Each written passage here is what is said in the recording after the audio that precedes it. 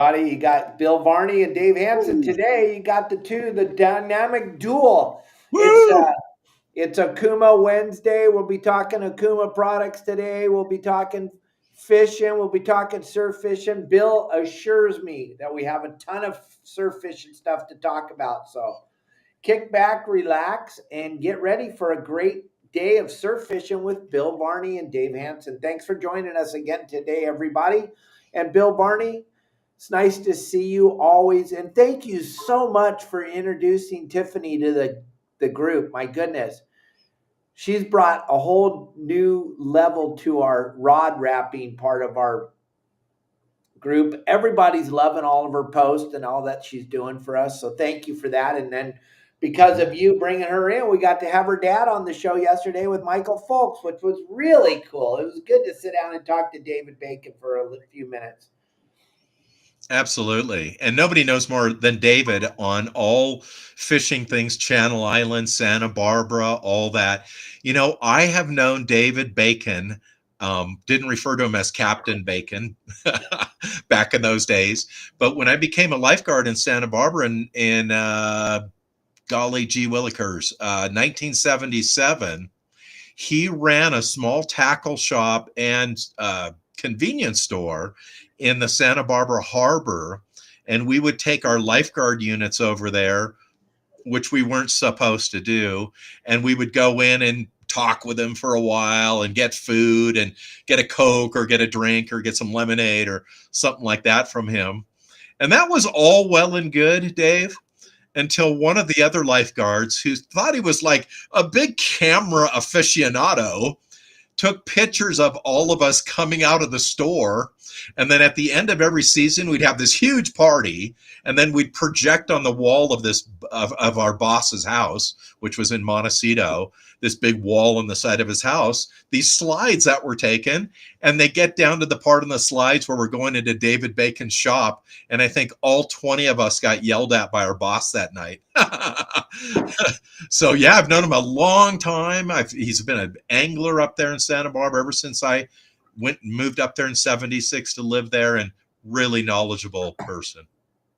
Oh, yeah. And like I told him yesterday, I didn't even know there was calico bass up there. You know, I'm a calico bass guy. And then I started reading his articles back in the day in the Western Outdoor News. And then I started going to see him at his seminars at Fred Hall's show, because I was like, I didn't even know they had all those calicos at those Channel Islands. I thought it was strictly rockfish, a little bit of halibut, a little bit of sea bass. And then as I got to know the guy and got to find out, there's a phenomenal calico bass fishery at the Channel Islands that really nobody even does. Absolutely. And for years, they've always called calicos up there bull bass. And there's always been kind of a little bit of confusion. And part of their reason for that is that calico bass, in large part in the Santa Barbara Channel Islands area and north up to about Vandenberg Air Force Base, are very dark in color. And then as you get farther south, they're more golden in color or lighter in color, which I think has a lot to do with their environment rather than some difference in their species. Whatever environment they're in, many fish are chameleon and adapt to the colors of their environment, and that's one of the differences. But for years up there, I would fish from the beach, or I would take in a little 12-foot aluminum boat, and I would take it up above Santa Barbara all the way up to Gaviota or Refugio Beach, any of those beaches, El Capitan, take it right off the beach and row out there and just tie up to a piece of kelp, just like you guys do at Dana back in the day. You would go over to Salt Creek and just kind of get in the middle of the kelp and tie up and find a hole there and fish down through the hole. And there were a lot of big calico bass out there. And I used to lifeguard on East Beach, and off of each beach, there was a kelp bed out there, probably 200 yards. And so I would paddle out one of our rescue boards. I'd fish off my rescue board, and I'd catch 2 or 3 of them, anywhere between 12 and probably 22 inches. And that's what I'd take home for dinner when I was in college. So yeah, there's calico bass up there, and it's really an outstanding place. And the Channel Islands are very difficult to get to. So unlike Catalina, there's a lot of unfished areas around those islands. Yeah, the weather up there is a whole different animal, right? It is. It can be absolutely flat, calm, glassy, or it can be victory at sea in a matter of 20 minutes, I would say. It's an amazing place. And there's nothing, because of the orientation of the islands to the land, when we have swells from the northwest, which comes from Alaska, basically, there's nothing to stop them up there, nothing to slow them down up there. So that's why the channel is so dangerous up there. And it is. It's kind of sketchy. I've been caught up there a couple times because went up there with dripping captain attitude back in the day, and then go, what in the holy? You got to really. That's when you learn how to read weather. You got to really pay attention up there, baby. You think Anacapa's only what 9 miles or 10 miles off the beach? I'll tell you what, that 9 or 10 miles is some of the gnarliest ocean I've ever seen in my life. That's for sure. And you have to get back. So like a lot of times we'd fish Catalina. So let's say we'd fish on the east end and then we'd work our way up the island. And the reason we would do that and go up to the west end was that when we came home, our fetch from the west end to Long Beach Harbor was at such an angle as we weren't going perpendicular to the swell. That's one of the big problems in the Channel Islands. When you look at Santa Cruz, for example, your fetch coming back to the harbor in Santa Barbara is straight perpendicular to that swell, and it is just kicking your butt sideways as you're going. You can't go kind of along with it, which we would do up at Catalina. So it takes a real mariner. And you know what, Bill? My good buddy Mike Lewis, his wife now, she always checks the game plans now every Thursday, where she just kind of let Mike run the show and she kind of just went along. She was like, she told me she got caught out there with Mike one day and it was gnarly. And she got home and she saw the game plan, and the game plan told everybody to stay home. And there Mike had her out there fishing. And she's like, I'm listening to the game plans from now on. Exactly. Well, when my first wife and I broke up and got divorced, people often asked, why they thought that our marriage broke apart. And I said, I think a large part of it was the fact that on my little aluminum boat that I used to have, when you had to go to the bathroom, you'd have to sit on a 5-gallon bucket. I think that might have had something to do with it. Oh, did you get to ever surf fish the Channel Islands? Yes, I have surf fished at Anacapa before. Really good perch fishing over there. You're limited on the islands to where you can go. So it's really limiting. And the other thing about the islands is, in large part, there's no bait on the islands. So that if you're going to go surf fishing, you have to bring along, bait with you. And sure, you could bring a Lucky Craft or a gulp bait and get a few fish. But if you look at the California state records for fish, every single surf fish on there, with the exception, I think, of one that's pending, were all caught on natural baits. So you have to prepare in advance. You have to take that over with you. When you camp over there, they drop you off at the pier, and it's about a 1 to 2 mile hike to where you're going to camp. You can't have a fire over there. Basically, you got to carry everything in. So it's tough to surf fish over there just because of the areas that are open and what they allow you to do. But it's absolutely beautiful. And of course, you have it all to yourself. So that Santa Cruz Island looks like it would be a fun place to surf, but you're not allowed to walk around on there? Yeah, a lot of that is privately owned. Okay. And then the big ranch that was on there, I believe, was sold to the National Resource Defense Council, who made it off limits for anybody but their billionaires and scientists, their chosen scientists, to go on the land there. So much of that. And if you look at the MPA closures around those islands, there's lots and lots of areas that are closed. And what has happened with the MPAs, as you know, Dave, is number one, they discourage people from going fishing because you don't know kind of where it begins and where it ends, and you don't want to get stuck. So you rather go skateboarding instead or something. And the other thing is that in these MPA areas, some of them are like completely no fishing, no touching, no this, no that. And then some of them have a few exceptions for this fish and that fish. And it's so confusing on what the exceptions are.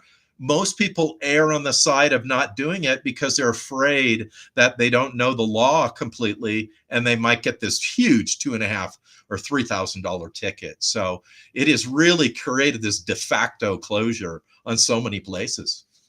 Yeah, it's pretty sad. Another thing that's really sad, that's crazy, Bill. And I learned about this 2 years ago when I was talking to Cliff Gray on my podcast. They took a phenomenal animal, and you probably know way more about it than I ever will. Maybe you don't. But that elk, Mm-hmm. that special elk that lived on Santa Cruz Island, they eradicated this. The environment the environmentalists don't even stand for what they're saying they stand for. They took this phenomenal animal and they eradicated it on the island. They didn't put them in on barges and take them over and drop them off in Colorado or somewhere cool, maybe Alaska. They slaughtered them. That's the most incredible thing I'd ever heard of. These things were, Cliff Gray said they were as big as horses, and there was a giant herd of them living on the island, and they were doing just fine. They were causing zero problems. Somebody woke up one day and decided they shouldn't be on the island. They're an invasive species, and they slaughtered them. Isn't that Exactly. crazy? And of course, they tried to do that same thing on Catalina just over the past couple of years. At least with that respect, they were going to give permits to hunters, like regular guy like you and me, to go hunt them on the island. But yeah, that was their same MO. And what's like so ironic about that thing was, first of all, that elk, and it's either that elk or it's something in the deer family that's very similar to it that occurs near Point Conception. It's the only place in the world that this certain deer elk lives. And so when they bought Danger Ford, which was a billionaire, bought the Coho Ranch there, which is Point Conception, and then he donated it to, I think it's the National Resource Defense Council, one of those environmental organizations. They said, oh, we're not going to let anybody on this land because they may disturb this elk. And then at the same time, they took over Santa Cruz Island and they said they wanted to kill all the elk. And you know how they were going to do it originally? I don't know how they ended up doing it. They were going to round them all up and force them off a cliff. This is what we're dealing with. And these people say they're environmentalists and we care about, our wildlife and our flora and fauna and all of our plants and stuff. They only care about what they care about that helps them. So yeah, that's a crazy story. I mean, talking about hypocritical. One piece of their property, they're killing them, and the other piece of property, they're saying you can't come on as a citizen because they're endangered. Yeah, it was pretty crazy. Just like what you got going on in Colorado. And I saw some videos this morning while I was in Marley's room here editing videos showing the devastation now that the ranchers are up in arms in Colorado. The devastation being caused by these wolves that you and I talked about that are right outside your front door right now. They're lurking around in front of Bill's house, getting ready to eat Bill and his wife and their dog. Absolutely. As a matter of fact, Dave, I think about a week ago, I was watching one of the Alaska shows. I think it was the one about the natives of Alaska. And the guy was talking about the wolves. And he said this, he said, one wolf will kill 100 elk or 100 moose every single year. And he said, you've got a hunter that will get one tag a year and kill one. And these animals will kill 100 each. And that's one thing about those wolves is they're not like let's say like a sea lion that we love so much. At least when the sea lion like steals your fish or steals your bait, it eats it. These animals, they're killers. They love to just kill stuff and then they tear it to pieces. Like down by our ranch in southern Colorado, where a huge elk was killed, probably 1,000-pound elk, where they tore it up and in a circumference of 100 yards, there was blood and guts and hair and bones everywhere. It was not eaten. It was just ripped apart by the group of wolves, which is what exactly they do. So That's what it's a crazy thing. Cliff Gray, the famous hunter that's been on the show several times, he said that these animals hunt for sport. Yeah.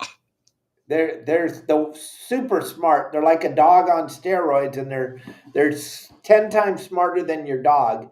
And they're out there hunting these elk and everything else that walks on land for sport. That's why back in the original days of the Wild Wild West, we eradicated this animal because we couldn't live with the animal. Yeah. We couldn't coexist. It's unfortunate. Those of you that love to hug trees, it's an unfortunate thing, but it's a reality thing. And those of you that think that it's cool to reintroduce the wolf, you guys should go live with them. You should go check it out. Really. You should I go mean, check it out. you should hear the stories every week we hear in Colorado. So last week the story was the sixth wolf of 7 wolves was found dead. So they have these collars on them and they can tell, where they are, the ones who haven't lost their collars, and how they're breathing and their heartbeat and all that. Well, everything stopped on this one and they found it dead. Another one shot to death. These ranchers here, they are not going to put up with $100,000 piece of cattle being killed by a wolf. So that's a problem. And then there's been all these stories now coming out of New Mexico. So remember those pictures I showed you where they're all around me and all around Colorado? Well, now they've gone into northern New Mexico. And what has happened is at night, they will go around these homes in Santa Fe and stuff. They'll be barking and doing their stuff. And people whose dogs are not tied up or properly tied up or tied up at all, they will run off to this pack. They'll hear the barking and they'll run off to this pack. And what's really interesting about it is if the wolves don't kill the dog will become part of the pack of wolves. And this one family in particular who lost two dogs to that said that they did go at night and find the wolves and confront the group of wolves that had their dog, and their dog had completely converted to wolf-like life and would not come back to them and ran off with the rest of the wolves. So there are all kinds of problems. And when California says, oh, we're going to introduce wolves to California, you're just like, they just came out and have the most populated bear population, I believe, of any state in the lower 48 states, number one. So I got all kinds of bears in California. They haven't had take of mountain lions in years. People, as you know, have been killed in Orange County and all over the state by mountain lions. And now they want to put packs of wolves in California along with 45 million people. So good luck with that. Yeah, it's crazy, crazy. Gang, we're having a problem today seeing the comments on YouTube. I don't know why, but we're not seeing any of your comments. And I know a ton of you got to be commenting because you do every day on the show.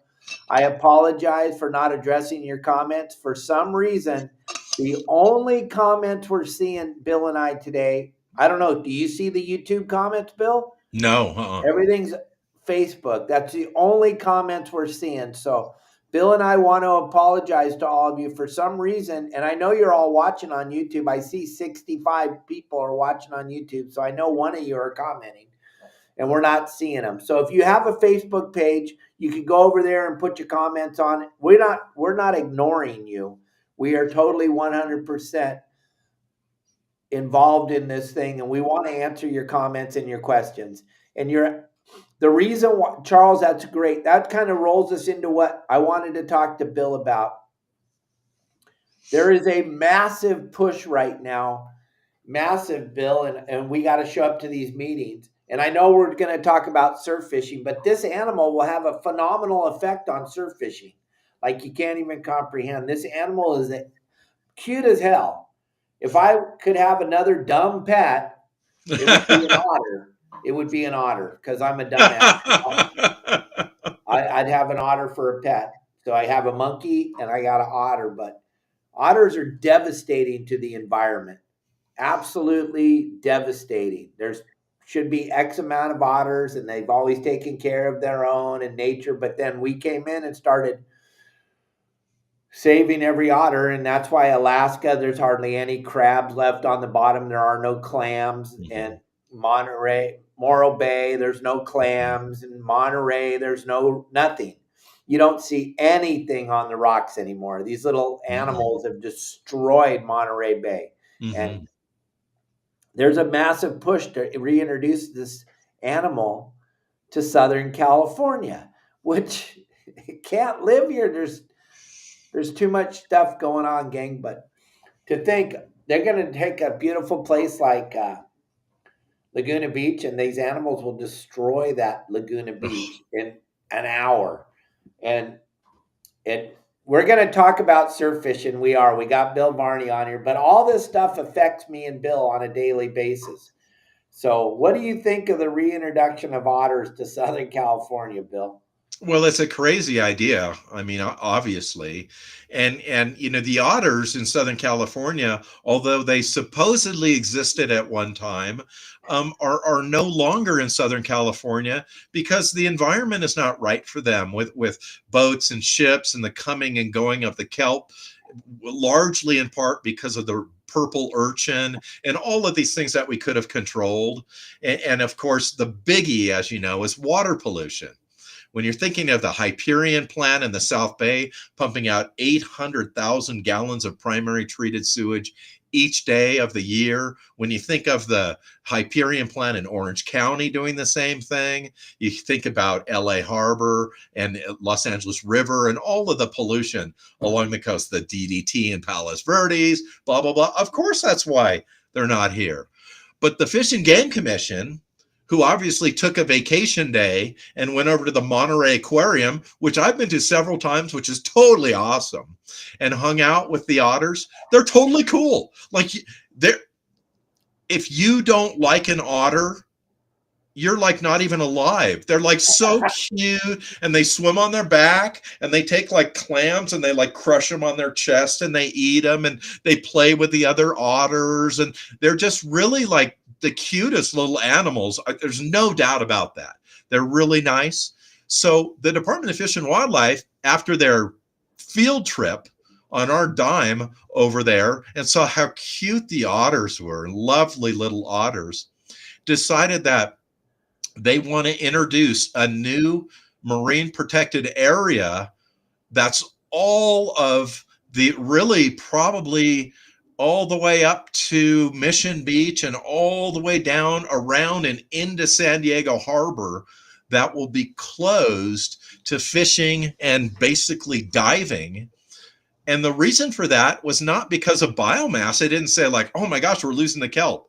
We want to, grow more kelp and have nobody going there, or the calico bass are less, or the Garibaldi are less, or whatever their reason is. All of those are doing great down there. It's hardly even ever touched down there. As you know, the kelp is so thick you can barely get out of the harbor sometimes down there. They want to close that area simply to reintroduce the otter there.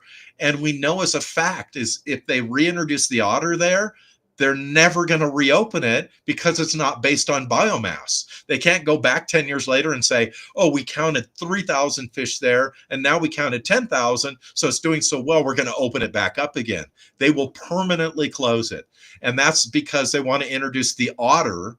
So nobody will be able to go there. Nobody will be able to enjoy it. Nobody will be able to go see the otters. Some otter's going to wash up on the beach somewhere. They're going to go ballistic over it, and then there'll be no boating. So that's what they're doing.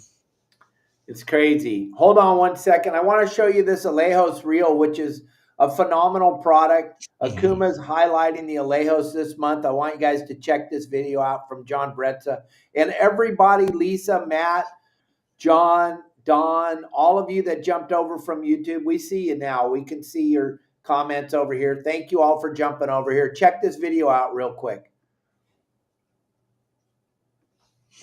Hey guys, this is John Bretza, Director of Product Development for Okuma Fishing Tackle. And what I have here is exciting, new, upgraded Alejos 2-speed reels. For all you tuna guys, bottom fish guys, anybody that wants something that's super durable, heavy duty, but you can fish lighter tackle. This is it. I refer to this as a mini McCarty. So what we've done with the Lehos updates is that we've taken the dual force drag system that's in the McCarty and we've mirrored that inside the new Lehos. The other thing that we've done is, based on popular demand that we've heard from you anglers out there, is that we added a thrust bearing. The same thrust bearing that you'll find in the McCarty is now in the Lehos. So when you fish at really heavy drag pressure, you're going to eliminate any handle binding, and you're going to have great free spool, and you're going to be able to really put the wood to these big tuna. The other thing that we've also done is that one of the keys to the McCarty drag system is a drag cam and the actual ramp and what it can actually achieve from free spool to strike, but more importantly, from strike to full when that fish is in the death circle. The McCarty outperforms everything else, and what we did is we copied the McCarty drag cam and put that in the Lehos. So some great benefits there. The other thing, just like the previous Lehos, you have 17.4 grade stainless steel gearing. One advantage that you do have, even though I call it a mini McCarty, one advantage that it does have is that there's a cast control system. So you can adjust this to real heavy pressure. Say if you're up in Alaska fishing halibut, you got real heavy lead, you can slow that spool down, or you can do micro adjustments for, say, casting sardines or something like that on the West Coast. The new Lehos is going to be backed by a 3-year warranty. This product is now shipping and in the dealer's hands right now. If you want to find out more information on the Lehos, check it out on okumafishingusa.com. And Bill, I thought it was appropriate to bring Justin in here, the hunter extraordinaire that he is, to kind of talk about the... He's down there somewhere. Yeah. There he is. Those elk, the That's too funny. reintroduction of the wolf, and then we're sitting on a precipice. They're going to bring the otters back, Justin. It's just, come on. What the hell are we doing here? Yeah, so I don't think I was even born when otters were in Southern California. So I think what's going to happen is it's going to become an invasive species. And like everyone's seen with other animals that are invasive, there's a big issue with that. So I'm not sure what they're thinking, if they even think anymore, or if they just react. So I'm not really sure. I know in Colorado, where you are, Bill, I've seen a lot of hunters that are reporting there's a lot of dead wolves that they're finding, and they're being shot by property owners. Well, there's a reason for that. You have an invasive species coming onto your property, it's going to get shot. And if you have a lot of cattle and it's chasing around your cattle and stressing it out, it's going to get shot. It's not the case in California because they don't believe in guns or anything like that. But in other real states, for instance, Colorado, Texas, and stuff like that, they believe in the Second Amendment. And if something goes wrong on their property, they use their weapon to take care of it. So, yeah, I don't know what's going to happen out here. It's just getting worse and worse. So who knows? Yeah, Justin, Colorado's really interesting because I live on the Rocky Mountain Divide. And so that's about right in the middle, roughly, of the state from north to south. And then east of us, when you go down the hill out of the mountains, is Denver, Fort Collins, Colorado Springs, Pueblo, to some extent. And those areas are very liberal. And they have actually way different gun laws. Like you can open carry up here. You can have any kind of gun up here. You can have 15+1 in your rifle. Down in Denver, there's completely different laws down there. And that's where the majority of the population is. But the majority of the land mass is occupied by ranchers and farmers and oilmen, what we call leathernecks out here. And so they're very conservative, and half of this state who's armed will not allow those wolves to come onto their land. And then the people who have the votes, because their population is greater and have the media behind them, are down in the city. And those are the people we constantly fight against. And what's really funny is those people down in the city, the citified people, they'll come up to our areas and go skiing, and then they'll get in their car and drive right back down the hill to where all their liberal buddies live. They don't live out here in the forest where I live, or over the hill here where all of these ranchers are. And these cattle farmers here in Colorado. They produce beef for the entire world. So for them to introduce wolves, which kill their cattle, and like you say, stress the cattle, which completely changes the flavor of meat. People really don't understand about this. A lot of the cattle ranchers here, when they are harvesting cattle on their ranch, either to be sold from their ranch to locals here, of course they ship cattle away in trucks, but they do it by bow and arrow. And the reason that they cull them by bow and arrow is it reduces the lactic acid and the stress, and the meat is considerably better. So when they have wolves chasing them around, and all of these ranchers up here, they've got elk on their land that are living with the cattle. They got foxes living with the cattle. They got, just every other animal up here. I can't think of all of them, but porcupines, Coyotes are living with the cattle. Exactly. They're all living together in harmony, and then they introduce the killer. So it's a real problem, and they really picked the wrong state. Our governor, who's from California, picked the wrong state. Our congressional representative for the mountains up here is from Bakersfield, and our governor is from California. They have no idea what Colorado's about. So it's really quite sad. Yeah, so Brett said on here in San Bernardino County,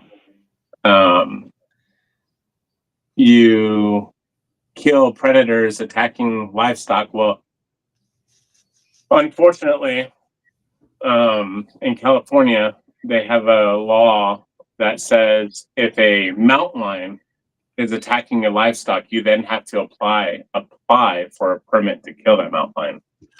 And which is really hard to get a permit for that. The other thing is if anyone's been paying close attention to what's going on with Fish and Wildlife, is they're trying to pass a run-free law. It's called the run-free law for predators, and it's based on coyotes. So coming up, there's going to be another sit down with the commission board, and like everyone's seen with the sand bass. And California's trying to pass that run-free law where you cannot touch a coyote anymore. Coyotes are going to have you cannot hunt them. You cannot do anything. You have to let them run free. If they want to jump in your backyard and eat your chihuahua, too bad. You shouldn't have had your chihuahua outside. That's their new rule that they're trying to pass right now. So if you have your nice pretty cats in your backyard trying to eat all your mice that are chewing up all your plants and everything, if a coyote jumps over your fence and eats it, too bad. So that's the new law they're trying to pass, which it looks like it's going to be passing. That is unbelievable. When I lived in Huntington Beach for 25 years, there were like no or very few coyotes because we had I can't remember his title, but he was like a park ranger for the city of Huntington Beach. And it was his job to try to keep the ducks, the geese, and the other wild animals under control. And he had the okay to cull them. And so they fired him. They just said, oh, we ran out of money. We can't have this person anymore. So all the parks just went wild. Well, we had in Huntington Beach, there's all these culverts that go through the city that transfer water from Westminster and other places, rainwater, into the ocean, into the Bolsa Chica wetlands area. And they live down in there. And they've been picking off dogs and cats for years. Well, it got so bad. So I've been here 10 years. About 11 years ago, I'm out in my front, on the street in my front yard. The sun hasn't come up yet. So it's like 4:30 or 5. I'm on my knees putting one of the scupper plugs in my boat. And a dog runs up to me. It's about a foot away. Coyote.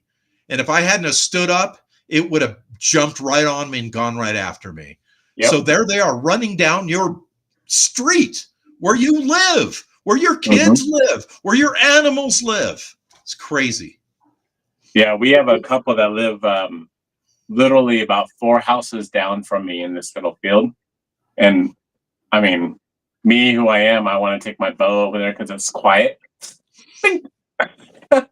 But I can't. I just listen to everyone in the community on the Facebook page say, oh, look, there's a coyote. Watch your pets, so on and so on. So I don't know. It's pretty crazy. And now to think that they're gonna release these otters in Southern California,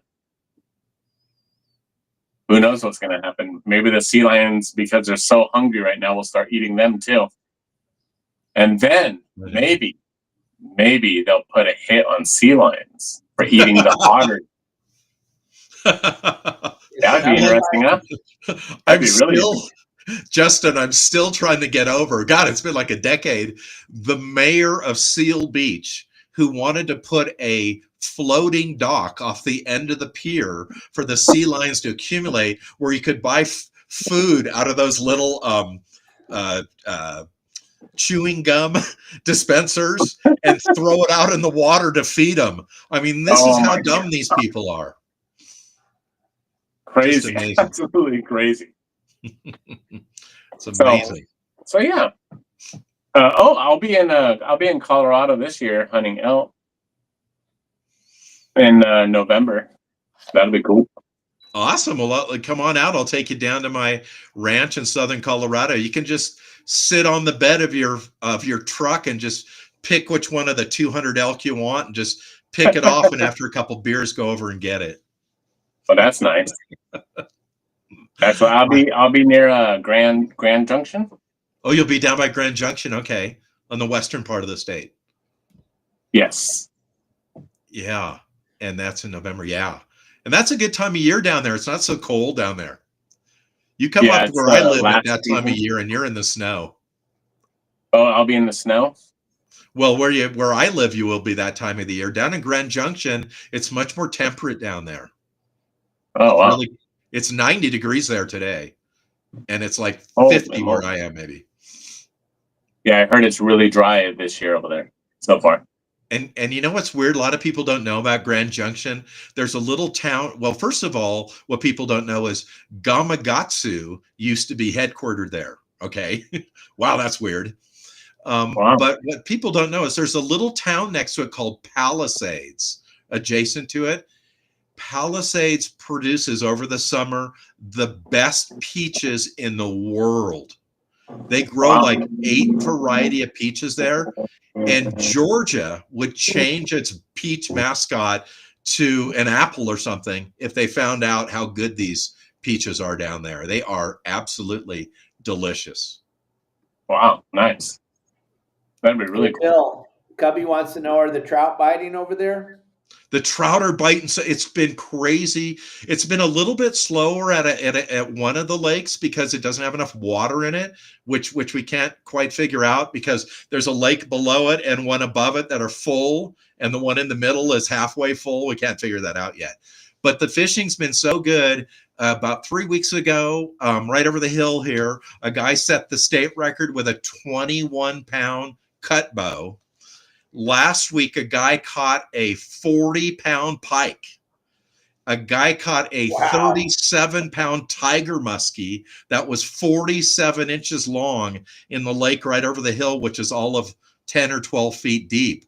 So I'm not going swimming there anymore. No way, man. It's like the thing's full of barracuda over there. So the fishing has been really good here. And I would say over the last about month is since the ice has been off, there's been over 100 fish over 7 pounds caught, both browns and these big cut bows. It has been phenomenal. Sounds pretty epic. My God. Very cool. We got into this whole reintroduction of the otters and we kind of lost track of the fishing thing here. So we're going to talk about fishing now for a little while, gang. And those of you that are watching over on YouTube, check this out. I cannot, Bill cannot, Justin cannot see your comments, and I'm sorry. You're going to have to go to Facebook. I know, and I'm with you 100%, but if you go over to Facebook, we can see your comments. I see John Stanley and Brent and Cubby and Mike Lewis and Lisa and everybody, but we got to go. We want to answer your comments today. I got Justin with me, and I got Bill Varney, and Bill Varney's got so much to talk about as far as surf fishing goes, and that's a beautiful Cortez 5 that Justin was just holding up there. That's my go-to reel. I love that reel. That thing is gold, and you're going to get to watch Justin and Paul catching fish on that thing tomorrow. Paul's He wants to go catch bigger yellowtail, or what does he want to do tomorrow? So if I told everyone, I'd have to. No, I'm just kidding. We're going after the quadfecta tomorrow. Bass, halibut, yellowtail, And sea bass. Halibut, yellowtail, sea bass, and bluefin. Whoa, whoa! There you Wow. go. Put a little pressure on yourself. There you go. Right? The California Grand Slam. We'll see what we do, huh? Let's see what we can do. It'll be fun. And as So, far but yeah, as I would as highly far as recommend. Oh yeah, go ahead. how's the weather looking for tomorrow? Is it going to be beautiful or what? Yeah, it's gonna be really nice all day long. Really nice. I think we may. Oh, someone just booked a charter. Yeah. So I think tomorrow, or we may leave tonight. And wow. And I just picked up something that we'll talk about tomorrow on the live show, but I'll show you all really quick. Oh crap! I mean, sorry. So I just picked up something. Nice. And we'll be using this tonight. I don't know if y'all can see that, but there y'all go. We're going to be probably using this tonight if we leave tonight. There's a lot of wind right now, though. And yeah, I'm going to try to knock out 3 fish in the morning by at least 7 or 8 o'clock in the morning, so we can go and catch other stuff. So we'll see what we can do. But what I was saying is, like Dave and Bill said, today is Okuma Wednesday. This rod right here is a must-have for your collection. Okay, this rod is a PCH. This reel is a Okuma Cortez 5, and they have that cat like John Bretzel was talking about. They have the cast adjuster right here. So if you can't hold on, let me turn it the other way so you all can see right. So if y'all bird nest all the time, so on, you don't have to worry about it because Okuma's got you covered. This right here, you can adjust it like so. And when you're casting it, you won't bird nest anymore once you adjust it. So what I would suggest is if you automatically bird nest all the time, just turn this on to full blast, okay? On, what's it on right now? On max. Turn it to max. And then as you're starting to cast, just kind of back it off. Back it off each click until you start to bird nest. And then bump it up 1 click. That'll get you used to casting a bunch more. After you start casting this reel or any reel, more and more, you're going to get more comfortable with it. So then you can start backing it down again. So back it down, and eventually it's going to be in free spool completely. Now you'll be able to cast anything, anytime you want. But what's cool about Okuma is Okuma makes it so it's easy for you. It's easy for the customer. So it's the Cortez 5. It's filled all the way up with braid, as you see. And always, you'll see right here, my drag is always loose. Whenever you get back to the dock, whatever you do, make sure your drag's loose. Loosen up your drag. And the reason for that is, if you think about it this way, on a bicycle, your brakes, if you were to squeeze your brake and hold it there and leave it there for days on end, it's going to put an indentation on your rotor, okay? Same thing with this. Your drag system is a brake system. It's a braking system. It puts pressure on, or a clutch, right? After a while, after salt buildup or after water hits it, it's going to lock itself. So as your line comes out, you're going to feel it kind of jittering out, like that's because you ruin your drag system by leaving it tight all the time. So I would highly suggest everyone just take a second and back down your drag. Just back it all the way out and leave it that way. And then when you're ready to go, you reset your drag to how you want it and you're ready to go. Now, on the other hand, this PCH rod is absolutely phenomenal. This is a PCH. It's a 7-foot medium. The action is F, whatever that is. And it's a 12 to 25 pound. So this thing will handle everything out there, even up to the smaller bluefin tuna. So bluefin up to probably 50 pounds, I'd have no problem reeling in with this rod. No problem at all. And this reel. So that's one thing. I'll show you one more must have in your collection. How do you like that reel for jig casting? Oh, I can launch this thing like pretty dang far. So I love this thing. I absolutely love that reel. It's really, really nice. So if you all seen us catching yellowtail last week and you've seen the reel that we used, believe it or not, it was this one right here. This baby right here. This is the Cymar reel. This thing is freaking cool. This is the HBF 4000. I have 20-pound braid all the way filled up to the top. And I top it off with either 20 or 25 pound or 15-pound line. I use this for halibut and everything else. This is the reel right here. What's cool is it has a switch right here, which is a bait feeder. And what'll happen is when you're sitting there and you don't want to leave your belt open right here, you can just leave it on that bait feeder and it goes like this. Look at, well, I have it all the way, everything all loosened up. So here, oops. When I screwed this all up for y'all. Nice job. There you go. Yeah, you're welcome. So look at this. Zip, right on out. All your line just gets peeled out. And then as soon as you get that bite, all you have to do, you can see right here, just start reeling and it sets the drag and everything. It doesn't set your drag, but it just locks everything down and you can just reel it in like so. Super easy. Super, super easy. Really cool. And this one is on the Pixel rod. Let me turn it around really quick. You know, Justin, that's a really good reel for fishing on party boats with, because with that system, previously you'd have to have your spinning reel with the bail open, and then you'd often have a lot of slack out and you get tangled with everybody. And with that bait setup reel, man, it's perfect because it comes right off the spool and you don't have all that extra line laying out there. Yep. Yeah, it is a really, really nice. This whole setup right here is pretty cool. This rod is rated 15 to 30, which is pretty dang cool. But it seems like a little bass rod. I don't know how they're making these rods now, because before we used to use broomsticks, right? Maybe, 30-pound line. Now we're using these little tiny itty-bitty tiny rods, and they're pulling in gigantic fish. But it's 15 to 30-pound rod setup. And as you've seen last week, we're catching yellowtail on them. It's pretty dang cool. We caught white sea bass on them, everything.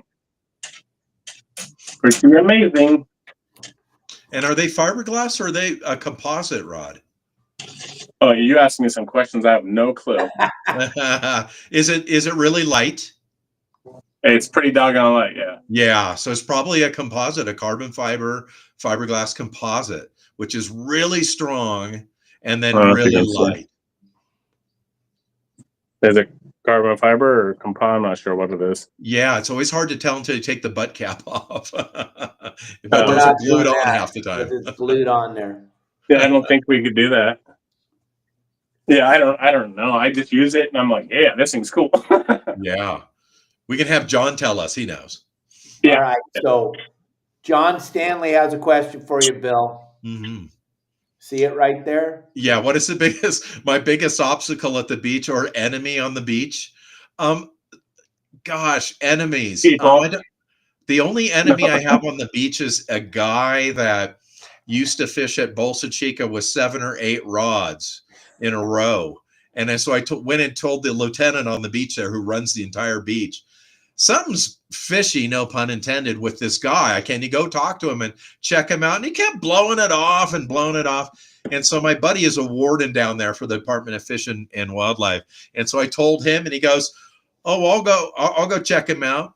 And I saw him there the next week, and I called him. I said, hey, did you go talk to this guy? He goes, oh, yeah, he's under observation right now. And then he turned out to be a guy who was catching everything and throwing it in a bucket, skates and rays and everything.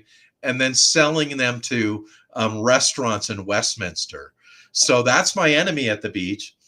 I have a chapter in my book about surf fishing etiquette, and here is the Reader's Digest version. When you go down to when you go fishing anytime, but when you go down to the beach to go fishing, you go down there to have a good time and relax. There you go. And often visit with your family. You don't go down there to get in a fight with every surfer or swimmer.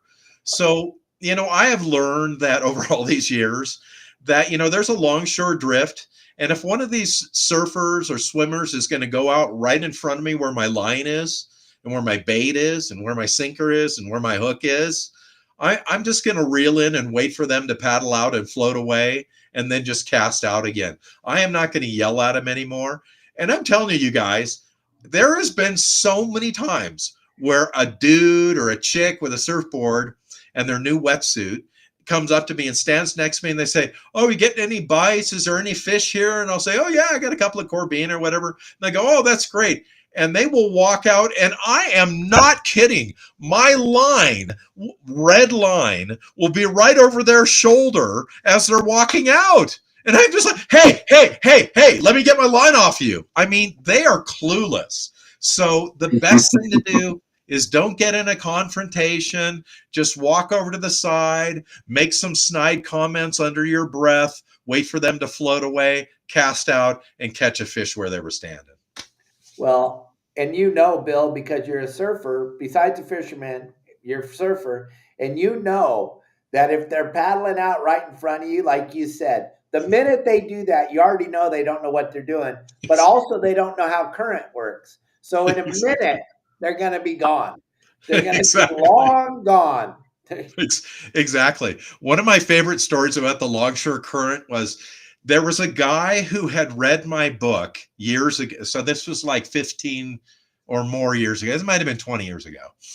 And I saw him every day when I would go fishing at this one spot. He would get his surfboard out of the back of the car and he'd have a couple of sawhorses and he would set it up on there because he had to put on his leg. His leg was completely amputated, his right leg, except for about 6 inches of it, because he had bone cancer. And believe it or not, you guys, this guy on a longboard was a better surfer on one leg than most people I've ever seen with two legs. So he would go down to the edge of the water, kind of where the cliff goes down to the water's edge, and he would take off his leg. And then with one leg, he would grab his board and he would push himself to the edge of the water and then paddle out and catch some waves. And he had a really good sense of humor. So this one day I'm down there fishing. He goes paddle out next to me and I go, "Hey, have a good session, dude." Well, the longshore current took him down the beach like 200 yards. And it was so strong he couldn't paddle against it to get back up. So he paddled into shore, and there were all these people sitting on that sand berm because it was later in the morning now, watching him, and they're like, "Wow, the guy's got one leg." So here he is on the ground with his board, pulling himself along the sand. And as he came up to any person sitting on the edge, he'd look up and say, "Hey, has anybody seen my leg up there?" It was pretty darn funny. So that was a guy who knew about the longshore current. Oh my God. That's funny. That is hilarious. Good guy. So let me cover, just not to bore everybody, please. One last thing, and then we'll get on to the fishing thing. So our next Fish and Wildlife Commission meeting is on June 11th and 12th. Looking at their agenda, which just recently came out, and I laugh because, as you know, it will be changing here any day in order to be able to change the day before the meeting. It doesn't mention anything about the decadal review of the MPAs. My feeling is they might throw that in, or they will likely throw that in at the last second. So keep your eyes open for it. I will let everybody know when that's going to come up. They had over 60 petitions. One of the 60 petitions was to make one of the MPA areas a little bit smaller because it was infringing on some guy's crab area or something like that. But all of the other ones were for new marine protection closure areas or increasing the size of the others. So there was 20 of those. 15 of them were shelved until next year, and 5 of them are under review right now. So once we get the information on that, we're going to need to put our forces together and be there for the meeting so we can talk about how we don't want the MPAs increased. We want them eliminated. And I just want everybody to know something that's really a serious thing, and has really been hidden from sight of all of the anglers in California. When you think about all of the things that CCA has been working on over the last decade, so they wanted to eliminate bluefin, they got that taken off. They wanted to take away our sardines. For the time being, that got taken away. These are just some examples. They took the calico bass and sand bass and spotted bay bass from 14 inches to 12 inches. They took them from possession of 10 to possession of 5 to possession of 4, and so on and so forth. There are all of these different individual fish and kelp and clams and sand crabs and grunion and all of these things that they've gone over and wanted to reduce, eliminate, take away from anglers taking it. There's a single reason that they do that.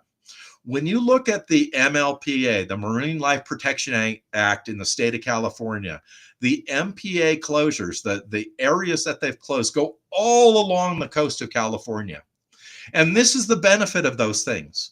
If we have a sand bass that they throw out and they say that, hey, we're going to take the numbers down and we're going to make them longer and all this for you to keep them, it takes us as anglers and puts all of our eyes on those things. In the meantime, in the background, they're working on the current MPA closures and more MPA closures. Why is that? Because let's say, for example, in an MPA closure like Palos Verdes by Point Vicente, there are 3,000 variety in that closure area of plant, what we call flora and fauna, plants and animals that live in that area. When they can do a closure, they don't have to talk about your take is 4, the size is 14 inches. They close everything down. In other words, they're able to take away all of the marine life from us instead of having us fight about 2 bluefin or 1 bluefin or this, that. And that's why they bring up all those individual things like, oh, we're going to take grunion. And now instead of having unlimited number, you have X number and you can't take them during these months. They do that to get our eye off the giant closures that take away everything carte blanche.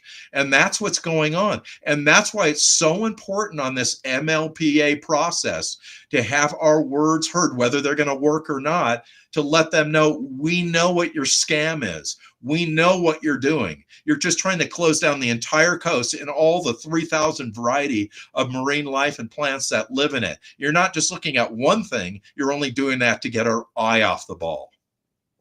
100%. And Justin and I, we were blown away when we got involved in these meetings and we sat there, the two of us texting each other going, this is all a bunch of BS. I'm not going to cuss, but as we watched the process, and then Justin explaining to me how they've been doing this to the hunters for so long in California. That's why Justin doesn't take people out hunting. He's not a guide anymore hunting because they've made it impossible for Justin to make a living doing it. And there's only a few spots where Justin can actually go and get him or his kids a deer now.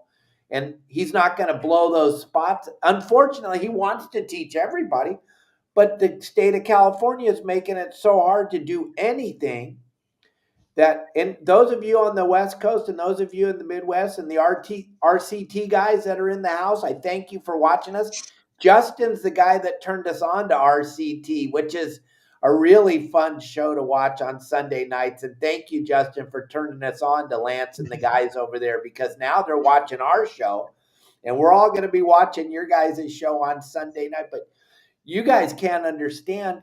I know it's got to blow your mind when you hear us talk about we're not allowed to do anything except let wolves and coyotes eat our animals here. We can't go out hunting. Justin's a hunter. Justin's a full-time outdoorsman. Bill's a waterman like you can't even believe, guys. And as you're listening to these stories, in the Midwest, you guys are like, what? Yeah, we're not allowed to do anything here in California. And you're not listening to we're not typical. The three of us, we're from here. So we're not about what you guys think California is about. Justin, Bill, and I, we're from here. We don't understand it either. It doesn't make any sense to us, but we're under attack in California like you can't even believe.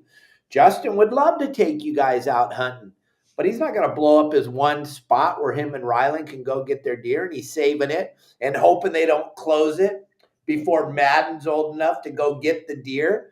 He's hanging on to it as tight as he can. That's how crazy it is out here on the West Coast, gang. So when Bill's talking to you about the MLPs and Justin's talking to you about not allowed to defend your property in California, these are real things that we're up against every day. And these meetings that Bill's talking about, the Fish and Game Commission meeting, you guys can come on to it with us.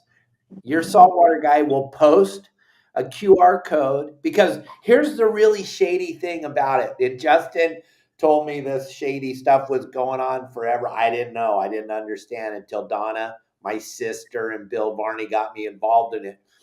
But here's how it works. This meeting, they're not even going to give us the location of the Zoom meeting until the day before. That way none of us can come, because we won't see when they give us the location. That's how shady and scuzzy these people are out here on the West Coast.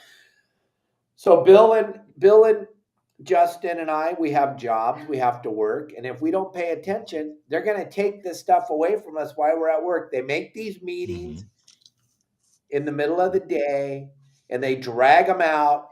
The first hour and a half of the meeting, which Justin loves, is how they pat each other on the back for all the beautiful clothes they're wearing today and how nice their hair looks and the new haircut.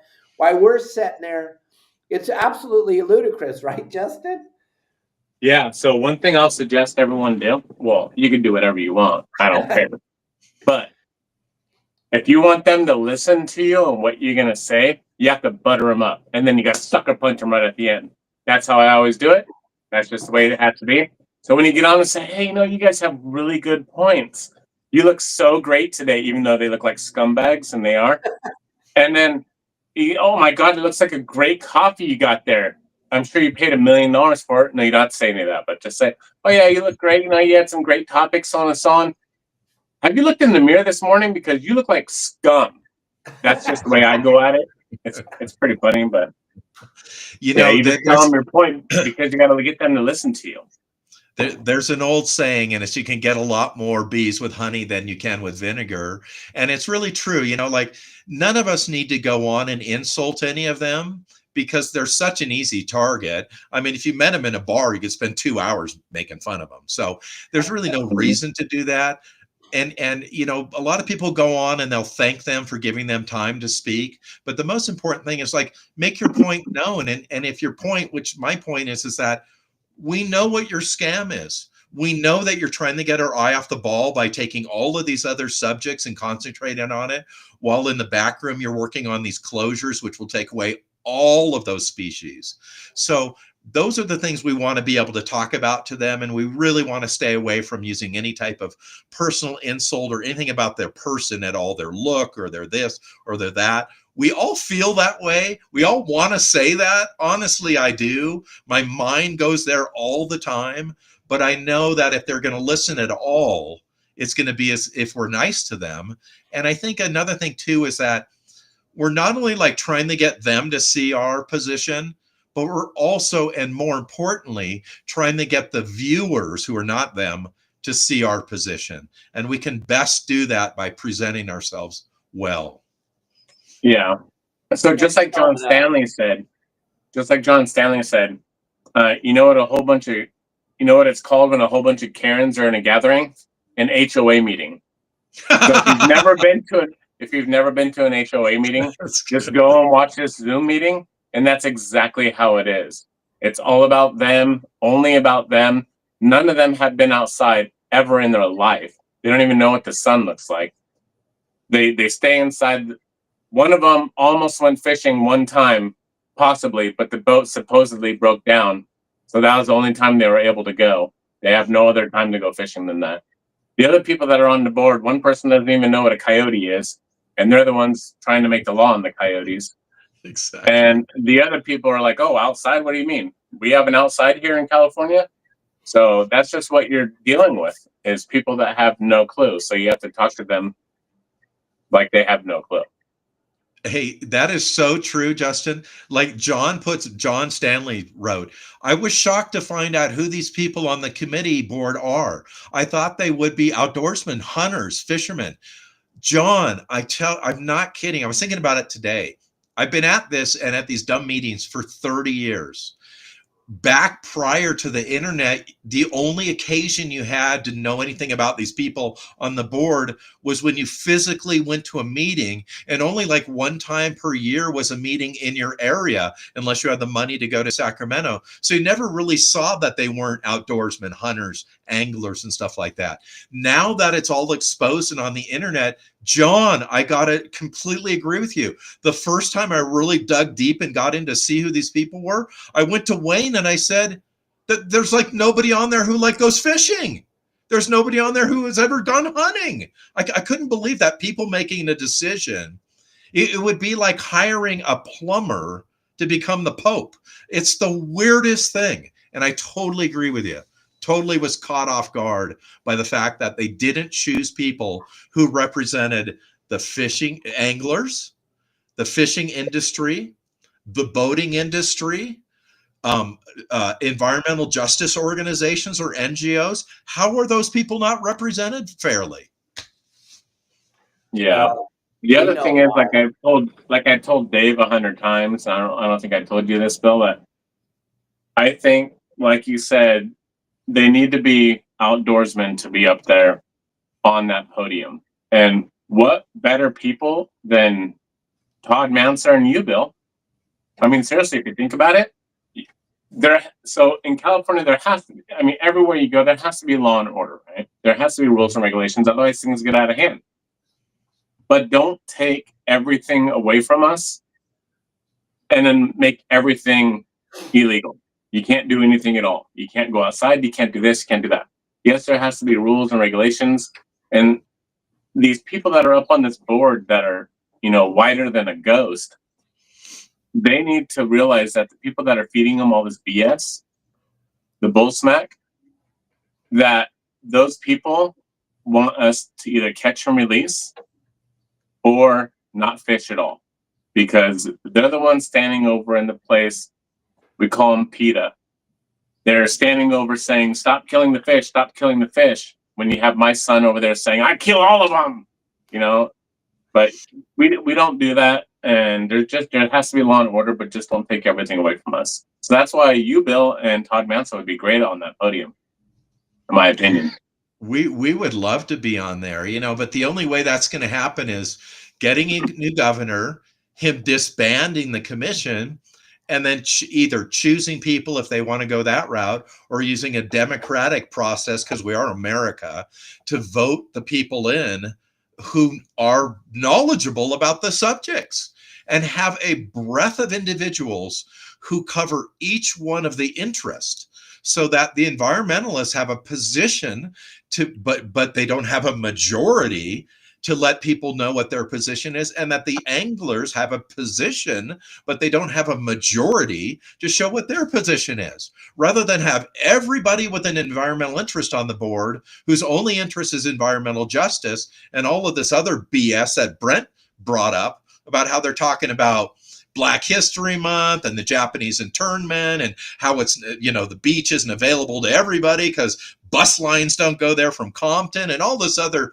crap that they cover that has nothing to do with the ocean, which is what they're chartered to do, is to manage our oceans, not talk about Black History Month and LGBTQ communities and all of this other stuff that they spend time on. Yeah. Here's the deal. I talked to Michael Folks yesterday and David Bacon, and we talked a lot about the MPAs and how the only way that you're going to fix anything in the state of California, Bill, is it's a hot topic. I know this is super racist, but voter ID. Yep. Perfect. And the RCT guys that are watching this, I know you guys are back there going, what? Yeah, in the state of California, you are required to not have ID to vote. And if you get caught asking someone if they have ID, you're going to a federal penitentiary. So that's how you got no law and order in California. That's how this shit show's got.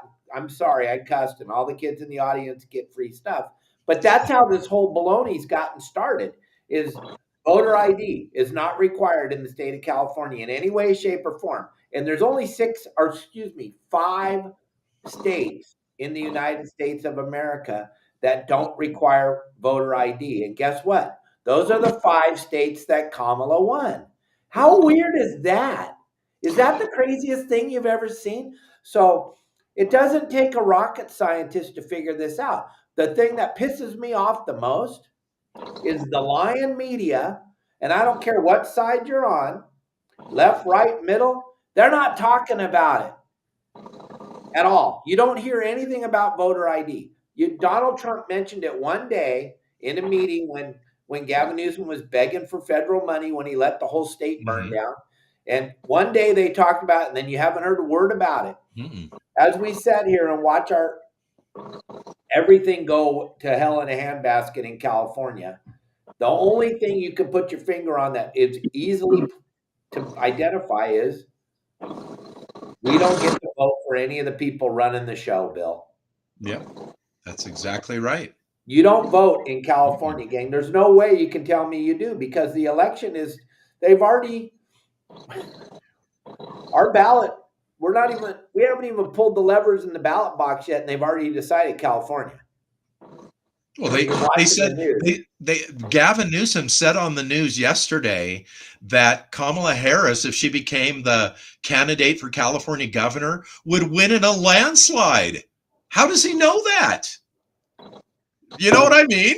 Yeah, it's like he doesn't say, "Oh, it'll be a close race," or "She's a good candidate," or whatever. She'll win in a landslide. Yeah, because he's like controlling the votes. Now, we don't have any facts of that, but look at it from this perspective. Everybody, including me, who's been on a boat for 60 years, needs a boater class in the card, right? A form of ID that proves I've taken this class through the state and I've spent all this money with the state in order to get my boater ID card, right? But you don't need an ID to vote. And I don't know if you guys saw last weekend, the Fish and Wildlife officers went out and started enforcing the card. And you know who they gave all these tickets to?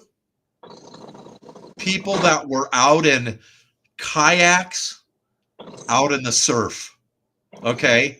So if they tell the guy in a kayak that that's a boat now, you got a boat that you're on, and you need this card, what is to keep them from going to surfers and saying, you're sitting on a boat, you need a card to be out here? I mean, this is absolutely insane. And then they're like, hey, we want voter registration and we want people to show their ID. Oh, no, that's totally racist. It's ridiculous. But that's how the people that are running this Fish and Game Commission, they all got appointed. Not one got elected. Right. That's right. They're being appointed by the people that weren't elected also. They weren't elected. With no voter ID, there's no real elections in the state of California. There's only one reason to have a crime to ask for voter ID. That's because you're planning on rigging the election. There's no other reason on the planet Earth. Yeah. There's no other reason. So that's what we're up against here in California. So what was really cool, Bill, when you and Donna let us in on this Zoom meeting thing, and Donna and you were like, Dave, you got to talk about it. And I'm like, I'm gonna. And we all got over there and we all got to see. And now, good luck keeping us out of the meetings. That's all I can say. We just scared the living. They made up a bunch of bullshit, Bill, because we didn't say anything. No one said anything derogatory. No one went after anybody. No one put any threats up or anything. They used all that as garbage because we scared the heck out of them when 150 of us showed up at the meeting on the Zoom call. And so then they made up a bunch of crap, and they had, I don't know, 10 or 12 armed fish and game officers at the meeting. Okay, we're on the other. We don't cause violence. We don't do that. We're on the other side. You look at who causes that. It's not us. But hey, we're going to show up from now on, and we're going to be there, and we're going to make them accountable. That's the thing about showing up. It starts to show accountability. I guarantee you, if Todd and Bill were up there on the commission board, part of the commission, there would be riots and everything else outside. Guaranteed. Yeah. Guaranteed.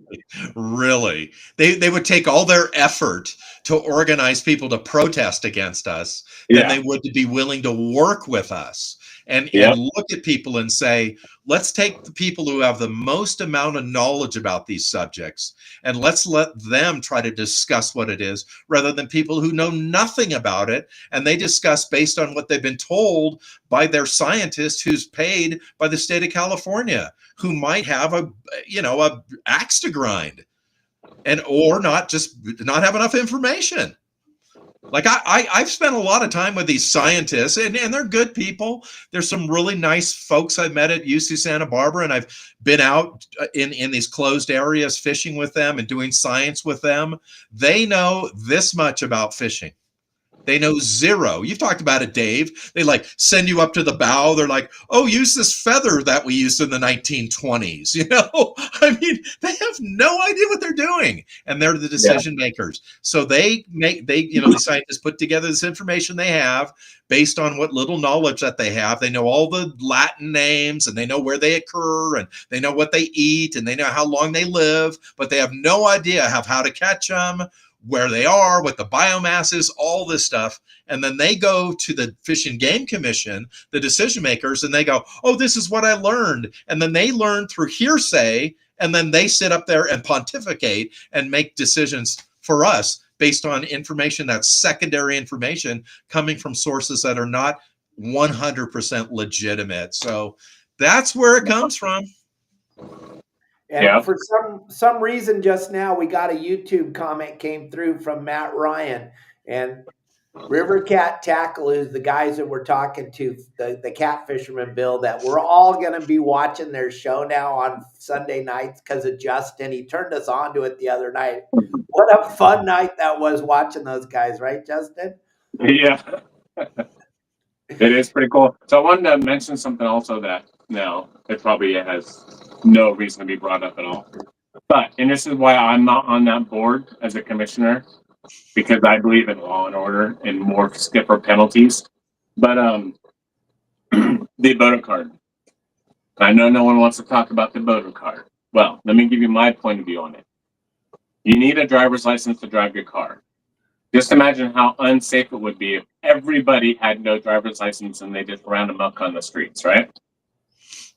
So, my opinion is everybody should have a boater card, period, which is the law now in California. But people are like, oh, California's criminal. California is criminal, but not in that factor and not in that manner. Because multiple other states, even Texas, you need a boater card to drive a boat. You have to. Even when you go to rent a boat, you have to either have a captain's license or a boater card. California never required it, ever. So my opinion is that you need to go through basically like you have to get a driver's license on the water. I think that this class that they have is petty online. It doesn't teach you anything except for how to cheat on the questions at the very end of the thing. When you go to the DMV and you take your written test, you can't cheat on it. But on the boater card, just telling you can cheat on it. I've already taken it. I don't need to take it, but I took it. And I personally think that it should be a harder course to take. And someone needs to go out on the water with you to make sure you're able to drive your boat right. The other thing is you can rent a boat out here or a jet ski with no boater card. What kind of sense does that make? I know. So, makes no sense. Not the voter card, you guys. It's called the boater with a B, not a V. The boater card makes all the sense in the world. And I see all the comments flooding in on YouTube now. John and Matt and everybody else so we got the YouTube comments back. I don't know why, but they're back. So if any of you watching on YouTube and you have a question for Bill or Justin, we're going to go for a while today. It's too windy. Justin can't go fishing. Bill's just did a 900-hour drive, so he's cool sitting in front of the computer today, and I'm here and I feel much better. And no, John Stanley, Marley still hasn't eaten. Justin promised me he won't starve to death, but it's been like 2.5 weeks now since Marley's eaten. So we don't know what his problem is, but he's showing me. He is definitely showing me. And I thought about locking him in his cage, Justin, but Kelly overheard that conversation and said that'll never happen. So he's not getting locked in his cage today. But the boater card is a 100% necessity. I've been talking about it for a very long time. It blew our minds when you could go and buy any kind of boat, just go drive it around anytime you want. Children out there driving around on boats, and just absolutely crazy. The way they're enforcing it is ridiculous, but hey, it's California, so come on, they don't enforce anything in California. So our friends, guys, the whole thing about the kayak thing, it's not a kayak. So everyone understands it's not a kayak, just a regular kayak or paddleboard or anything like that you get a ticket for. It has to have a motor on it. If it has a motor on it, then you need a boater card. So it's like riding a bicycle with a motor on it that goes past 25 or 35 miles an hour, whatever the speed is, or over a certain cc. You then need a motorcycle license to drive it. So same thing with the boater card. Look it up, everyone. I challenge everyone to go look it up and take the test. But it's a good thing. But okay, so we're going to go for a while now. Bill, what is going on with surf fishing right now? Man, finally we got to the fishing subject. My God, Justin and I thought we were going to die waiting for this. Surf fishing is so good right now. I mean, it's going to get better, but man alive. Okay, first of all, Ventura, of all places, has been the epicenter of Corbina fishing.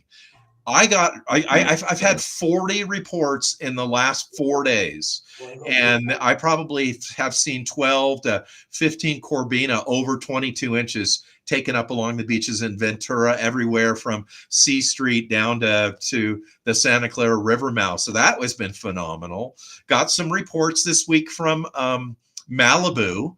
The water has cleared up there somewhat, and there's been some good halibut fishing there. Got reports from Oxnard that there was a lot of red tide kind of in that zone, but that has begun to disappear up there. And the reason for that is that we've had quite a few swells out of the south, all the way down off of Chile and over near Australia, about 5,000 to 6,000 miles away, that have consistently been pushing this warm water north. And Justin has noticed that it's been as high as 70 degrees, 69 degrees in Orange County and San Diego, and around 60 up in Santa Barbara. So that has made the fishing better. Down in Huntington Beach, man alive, Bolsa Chica. One angler this weekend caught 7 halibut. I'm not going to say where, but anybody who's got a clue whatsoever in Huntington Beach along Bolsa Chica will know where they were. 5 of them were legals. The guy next to him caught a 25-inch legal halibut. So there were 6 halibut taken out of that one area. So that's been really good. And then San Diego has had an incredible bite on some striper up in Carlsbad.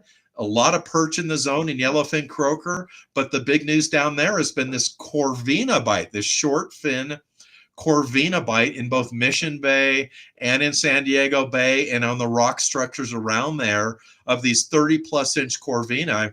Got one angler's caught 6 in the last 2 weeks down there. So it's been really good, some really good surf fishing, some great conditions. We're going to see the swell diminish over the next 3 days or so, and then pick up again on Sunday as we get another swell coming off of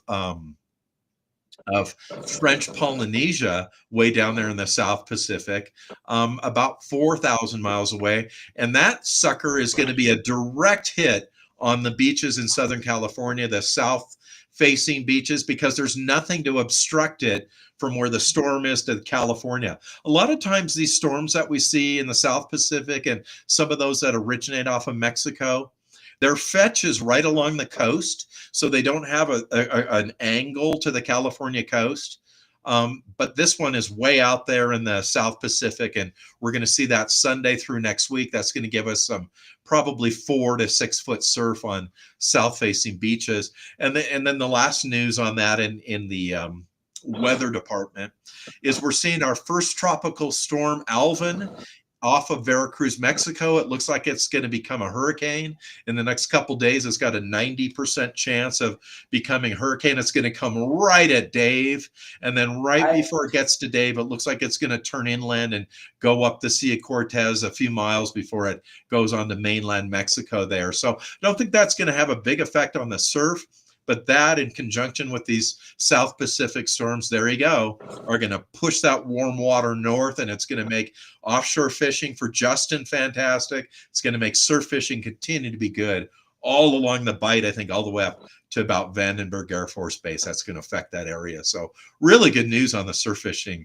And then maybe last but not least is sand crabs. Oh my gosh, the reports of sand crabs I'm getting from Santa Barbara's East Beach all the way down to the border are phenomenal with a number of sand crabs. And because the water's warm, there's lots of soft ones, and that's what you on these Corbina bites.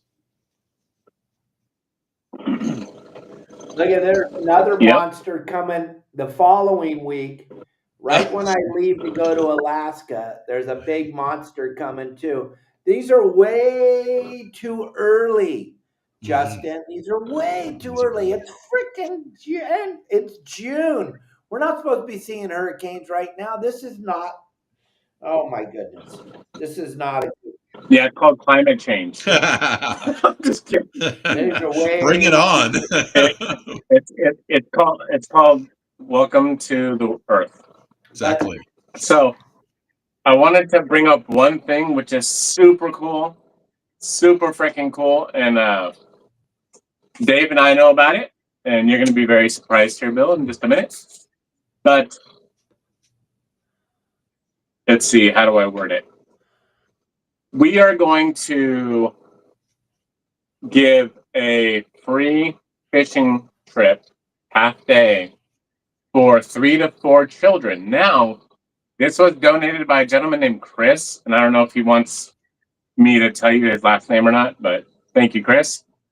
It's going to be for, if you know a kid that hasn't ever gone fishing, or a kid that hasn't gone fishing in a long time, for not little tiny kids like infants and stuff, but it has to be probably around at least 8 years old and older, up to about 17 or 18 years old. I'd say 17. So if you know a kid, or you have a kid that is between those ages of 7 years old and 17 years old, and hasn't gone fishing in a long time, or isn't able to get out there, has never experienced the water or anything like that, if you can, get a hold of me, because someone donated a trip to take 3 to 4 kids out to go fishing on my boat.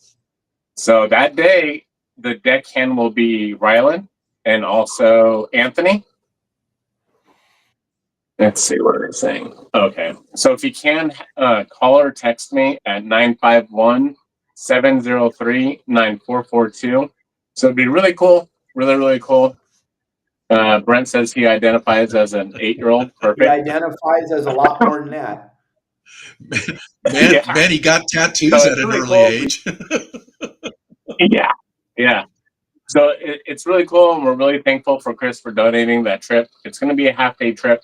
We're not going to go out there all day long and make the kid tired of being out on the boat. The goal is to take the kid out there and introduce them to fishing. We're not going to go on a choppy day. We're going to go on a really calm day. So it's nice and comfortable. We're not going very far at all. We're going about 2 to 3 miles, and that's about it. And we're going to make sure your kid catches a ton of fish. We're going to get them so excited where they're going to want you to buy them a boat. So it'll be really cool. So if you can, let's see. Oh, cool. Someone already messaged me that they know a kid. So if you can, we would love to take everybody and all the kids. This is a special trip to take a kid that either has never been fishing before to get them into fishing, or someone that hasn't been fishing in a very, very long time.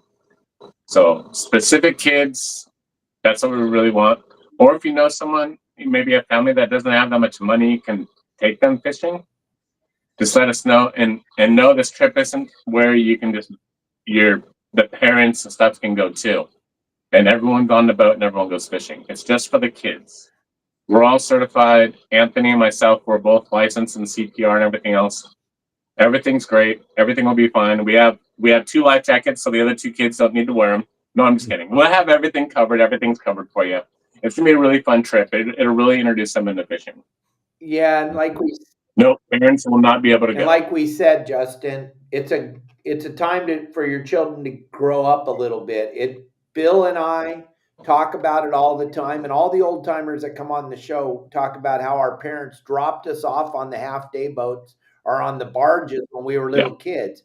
And it's kind of how we grew up. It kind of made us the men and the women that we are today, because it allowed us to grow up and disconnect from the television and watching Saturday morning cartoons. We wanted to get dropped off down at the marina, and to think that you get to go out on Justin's boat. Bill, could you imagine at 8 years old to get to go on a boat and fish? That would be insane. Oh my gosh, that would be great. What a great opportunity.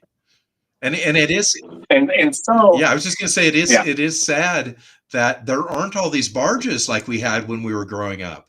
And we could go out on the barge. You know, one thing about the barge, Dave, is that when we went out on the bar, our parents, you know, mom dropped me off at the pier and I went down the ramp and I got on the boat and they took me out to the barge. When I was on the barge, I was always surrounded by adults. The barge didn't have, you know, there's some kids, but it was mostly adults out there. So I had to act like an adult. I had to be able to communicate with adults. And as I grew up, as I was later on as a teenager, my dad's friends and my mom's friends and neighbors would often comment to me that Bill seems so much more mature for his age. He doesn't, when he talks to one of us or an adult, he looks us in the eyes.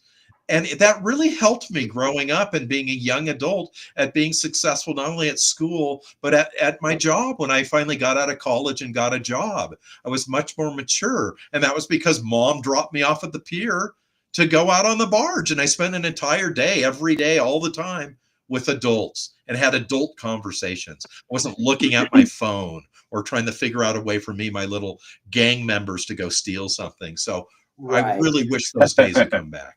And remember, gang, so Justin's looking for some children that don't have the opportunity to do this. If you got children that are already going out on your boat and stuff, understand, that's great. But let's try to get some children that don't have the opportunity, right, Justin? Yeah, absolutely. And yes, Deckhand Ryland will be there. He's 10 years old, so he can interact with the kids better than us as adults. So Ryland will be there. He'll be helping out. His last day of school is tomorrow, thankfully. Then he's going to start deckhanding. We're going to put him to work. He's 10. He's got to work and make money now for his college. So yes, he'll be there. The other cool thing about this is you're going to be able to watch your kid the whole time. Yeah, because we'll be live. We're going to be live. We're going to be live. So you'll be able to watch your kid the whole time. And like I said, we're not going to go out all day long and get them bored. We're just going out literally for 2 to 3 hours, and that's it. So just drop your kid off. Your kid will be perfectly safe with us. I need 3 to 4 kids right around there. No more. Parents, no, you cannot come. Unfortunately, it'd be cool if you could, but then that'll be over my capacity of what I can run on my boat. So it'd be a lot of fun. All the rods and reels and everything else will be included. If your kid is 16 or older, they have to have a fishing license. We don't include that for them. You're going to have to get your kid to get their own fishing license. So it'll be a lot of fun. All the rods, reels, tackle, everything else, food, everything will be included. I'll probably get some pizzas. All kids love pizza pretty much. We're not going to go for thresher shark. That would be absolutely nonsense to take them for a thresher shark fishing, because that can get really boring.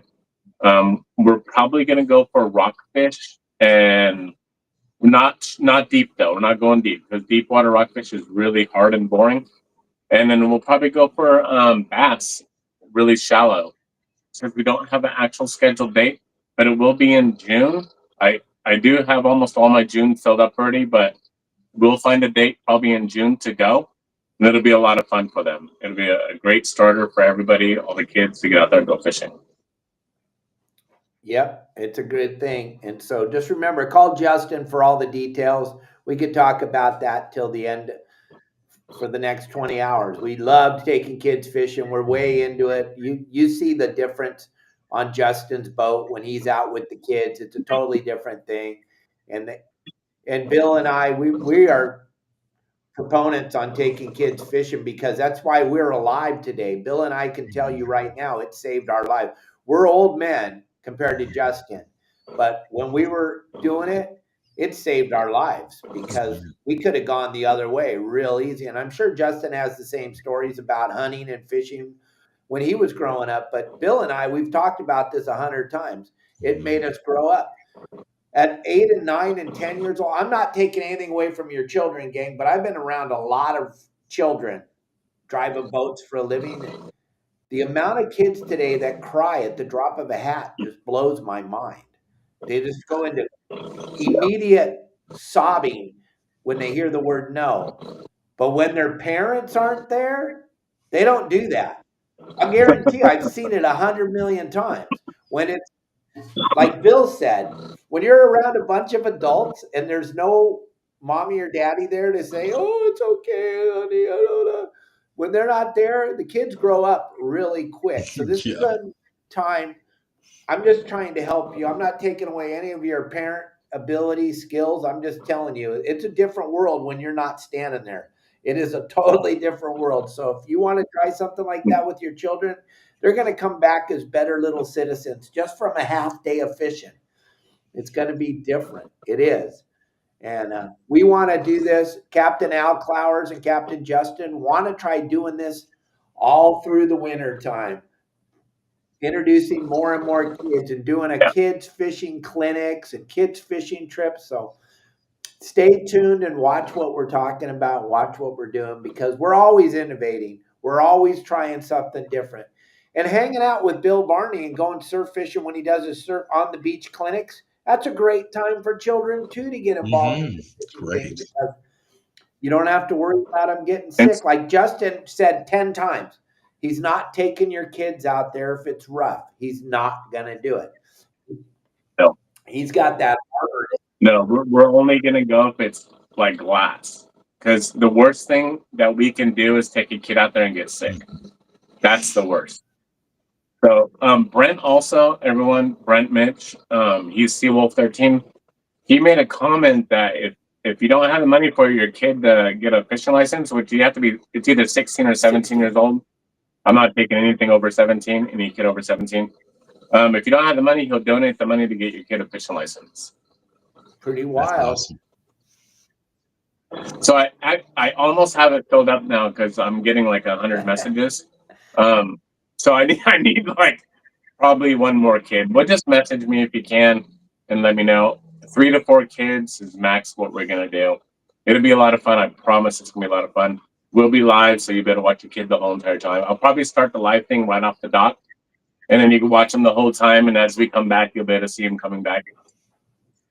And so then you'll be able. My phone number is 951-703-9442. And then you'll be able to share that day forever because it'll be live on YouTube and Facebook and Instagram, and you'll be able to share it forever, which is something.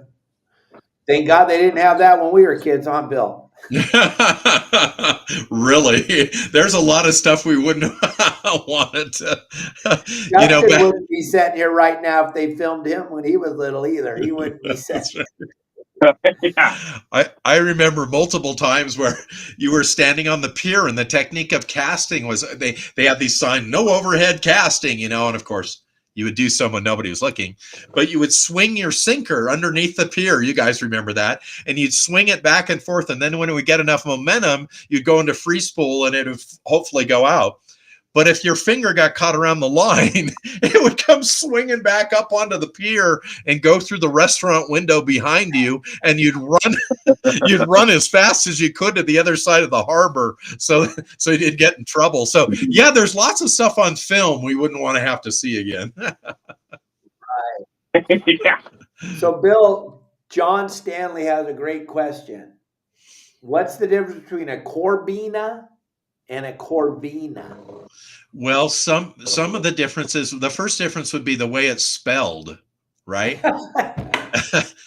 One with a B and one with a V. Well, there you go. That's all you Because need to know, John. All right, on to the next There question. you go. That's the the difference. masters in English really helped out there. But that's where a lot of people have an issue. They try to say that the guy caught a Corvina, but they use the word Corbina. So get those straight. One of the differences right off the bat is the head of that fish. Corvina with a V have a really big mouth, and Corbina have a very small mouth. Corvina have big teeth, and they have some type of dental program going on there. Corbina have no teeth. Corvina chew up their food. Corbina inhale their food and swallow it whole. I'm not sure. They may be both in the same family. Maybe you know, Justin. They both have very white meat. They're both delicious to eat. Corvina with a V grow much larger than Corbina. Corvina grow much faster than Corbina. So, for example, a 20-inch Corvina is about 4 or 5 years old. A 20-inch Corbina with a B is about 15 years old. They have very similar eating habits. Although the Corvina loves to eat finfish, they also eat sidewinder crabs, sand crabs, worms, things like that. So there are some real differences. And then, of course, the look is much different between one and the other. I think the similarity in looks is they're both a gray silver color, but the difference is the shape of the tail is very different.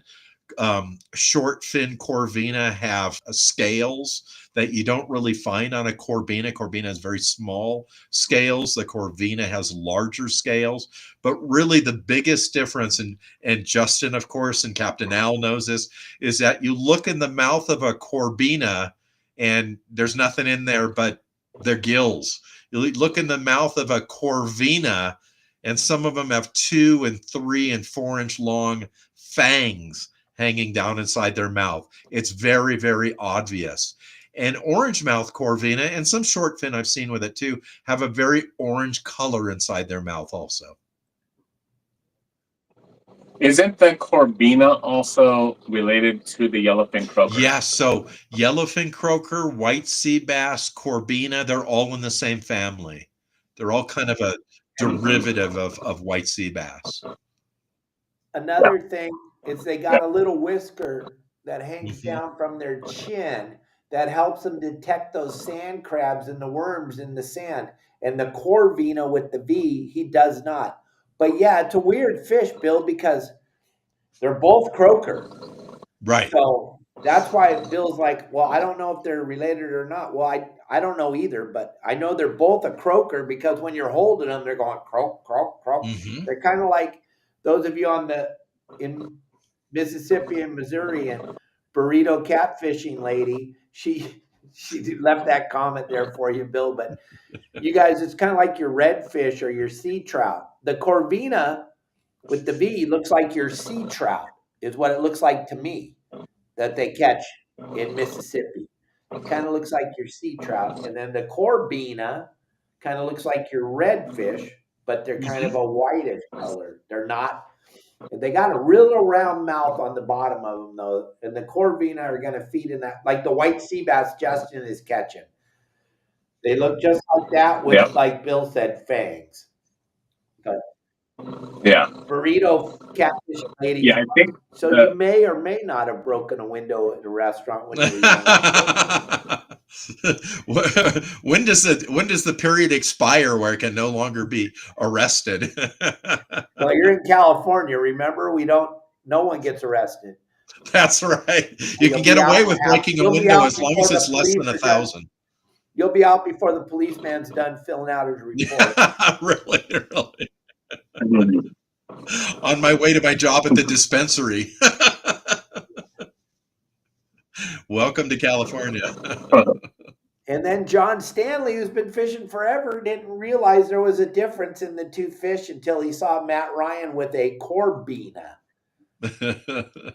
But that's so right, John. Like, who was the genius who came up with a one letter difference in the fish that, and it's not like the difference between a swordfish and a corbina where they look so different and they're caught in different places. They look really similar. They're caught in the same place. You can catch them on the same bait. You can catch a corbina and 5 minutes later a corvina. So yeah, I don't know who the genius was who came up with the name of it. And Lisa, if I was the captain of the boat the other day, you would have had a legal white sea bass. Yeah, I'm just saying. Yeah, thanks, Brett, for 7 years. Bill, you're fine. Would you let Matt know that? I don't want Matt picking me up at the beach. Yeah. I have that trip already booked up. So those of you that messaged me, I'll be getting back to you right after this. Sorry, I've been going through my phone if you all can hear me still. But I'll be getting back to you in just a few minutes. But yeah, that trip's already booked up. We'll figure out a date all together and go from there. So I literally got like 100 messages. I got a message from the bait barge too. Oh, that's good. Nacho. Yeah. So if I click off, I'll be right back. Okay. I just got to see what's going on here. Well, some fishing another report. couple things we need to talk about is number one. Hey, Dave, did you look any more into this? The Department of Fish and Wildlife Commission's topic of eliminating sardine. Oh, it's a hot button. It is that's coming up the next meeting. I know, and they've been after our sardine for a very, very long time, and it's absolutely ridiculous. They're using the bait company as the reason for the lack of sardine, but once again, we'll go back into this. There's no lack of sardine. They're everywhere. Right. Where they went out and did the surveys are where there's no sardines. They went out and they surveyed areas where there's never been a sardine in the history of the planet Earth. And they went out and they surveyed these areas, and they didn't go on the bait boat. They didn't go with the guys that fish for sardines for a living. What they're doing is the same thing they did with the sand bass thing, Bill. They're going on the websites and they're going, San Diego has sardines in the bait. Marina del Rey has sardines in the bait. San Pedro has sardines in the bait. They're wiping out the sardines. There's no science. This is something that we've been up against. The bait companies have been up against this for a very, very long time, and it's absolutely ridiculous. Like my father used to say in all these meetings, and it's stuck in my 95% of the sardines that are captured on the bait boats go back into the ocean alive. Yeah, right. 95% of the sardines that are captured, listen, everybody, this is going to be something to talk about on this meeting. 95% of the sardines that are captured in the net and brought to the bait barge go back into the environment alive. So how can that be the problem? Well, they have an issue with that, and now they're saying they have an issue with domoic acid. They're saying that that they've had a little bit of science done, which is amazing, and that domoic acid is invading the sardine, and so they came out and they told people not to eat sardine. The last time I ate a sardine was on a pizza when I was in Italy, okay? So I don't eat sardines. I don't know people who eat sardines. I really don't understand how domoic acid in sardines is going to make people die. So there's no science on that. And then they're saying we're taking all the sardines. It's all rather confusing to me, but we've got to stand up at the meeting and try to figure out what their science, if any at all, is on it. And then the other thing is, I don't know if everybody saw the regulations that just came out on salmon. So salmon fishing, it's like salmon fishing is like fishing for somebody's wedding ring. So the deal on salmon this year is coho salmon, known as silver salmon. I've caught them in the surf. before up in Santa Barbara. Can't keep any of those at all in any part of California if you ever catch one. So don't catch coho salmon, silver salmon. And then king salmon, known as Chinook salmon up in Alaska, king's pretty much everywhere else. They have seen fit to allow us to have a 2-day season. So mark your calendars. Salmon season this year in California, June 7th and June 8th.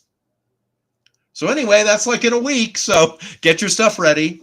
And after those 2 days are over, if we don't meet our limit, which is 7,000 Chinook salmon taken, which is, I don't know, Dave, how they know when there's 7,000 taken.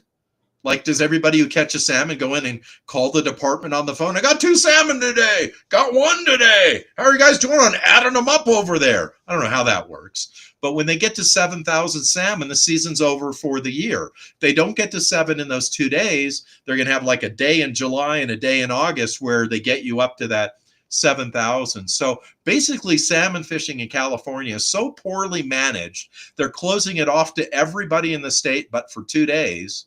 And of course, this year, when CCA adds salmon to the Star Tournament as one of the fish that you can catch, now you only have 2 days in a 365-day year to catch them, to enter them in the Star Tournament. So the salmon thing is just ridiculous. With no science, but I want a couple of you are asking questions about this sardine thing. 95% go back alive without hooks in them. 5% go back in the water with hooks in them. If you've ever been on a boat, long range or short range or anything, they chum with the live sardines. And then at the end of the day, they release them all back into the ocean. They don't take them back and hold on to them. And if they do, then they're going to do the same thing the next day. Most of the sardines that are captured in the bait companies are used for chum. And they go back in the environment fully alive. 5% of them get hooks in them. That's just, it is what it is. I know it's an astounding number, but if you were to actually use science and look at it. And then the next thing is, John Stanley, it's a double-edged sword. So you don't want to say all the bait barges are showing anchovies right now, because that's not science. So the bait barges are showing anchovies because we've been begging for them, and they're putting anchovies in the bait. Not because there aren't any sardines, it's because we can't catch shit on the sardine. So we can't use the bait part. I mean, that's the science they want to use, but we don't want to go into this meeting using that kind of stupidity. Well, the bait barge isn't even, that's like not even, that'd be, well, I don't want to get in trouble. That is, I was going to use something from the pandemic, but that isn't even a percentage of the population of the fish in the ocean is what's in the bait barge. So to use the bait barges as a tool for them to shut down the fishing is the same thing they did with the barred sand bass. So we got to be careful when we're in these meetings.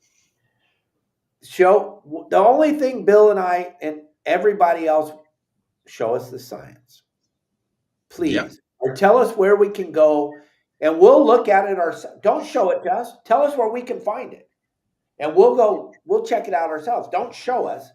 Tell us where we can find it, and because there is no science.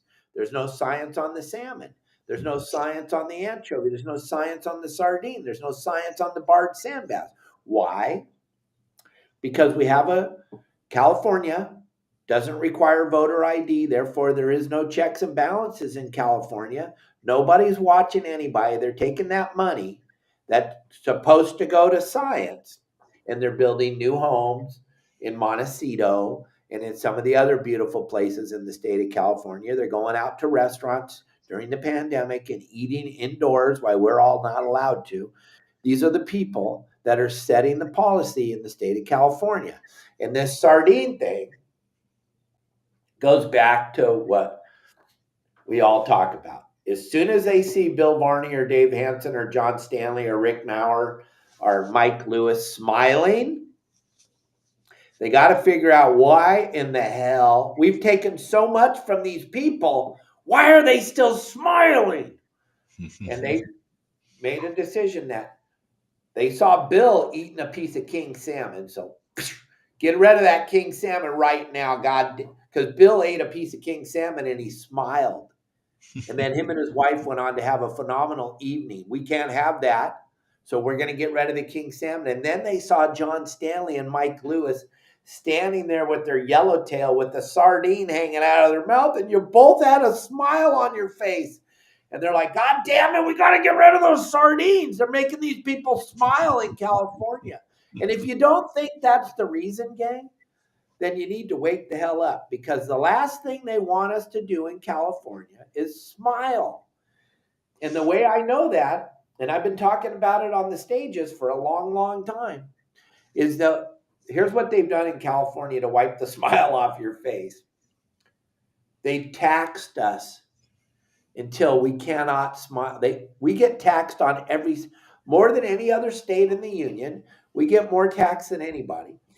And it's pissing them off because they thought that if they taxed us, we would quit smiling. We just pay our taxes and hold our heads down. But then we're still smiling. John Stanley, you're still going fishing and you're smiling.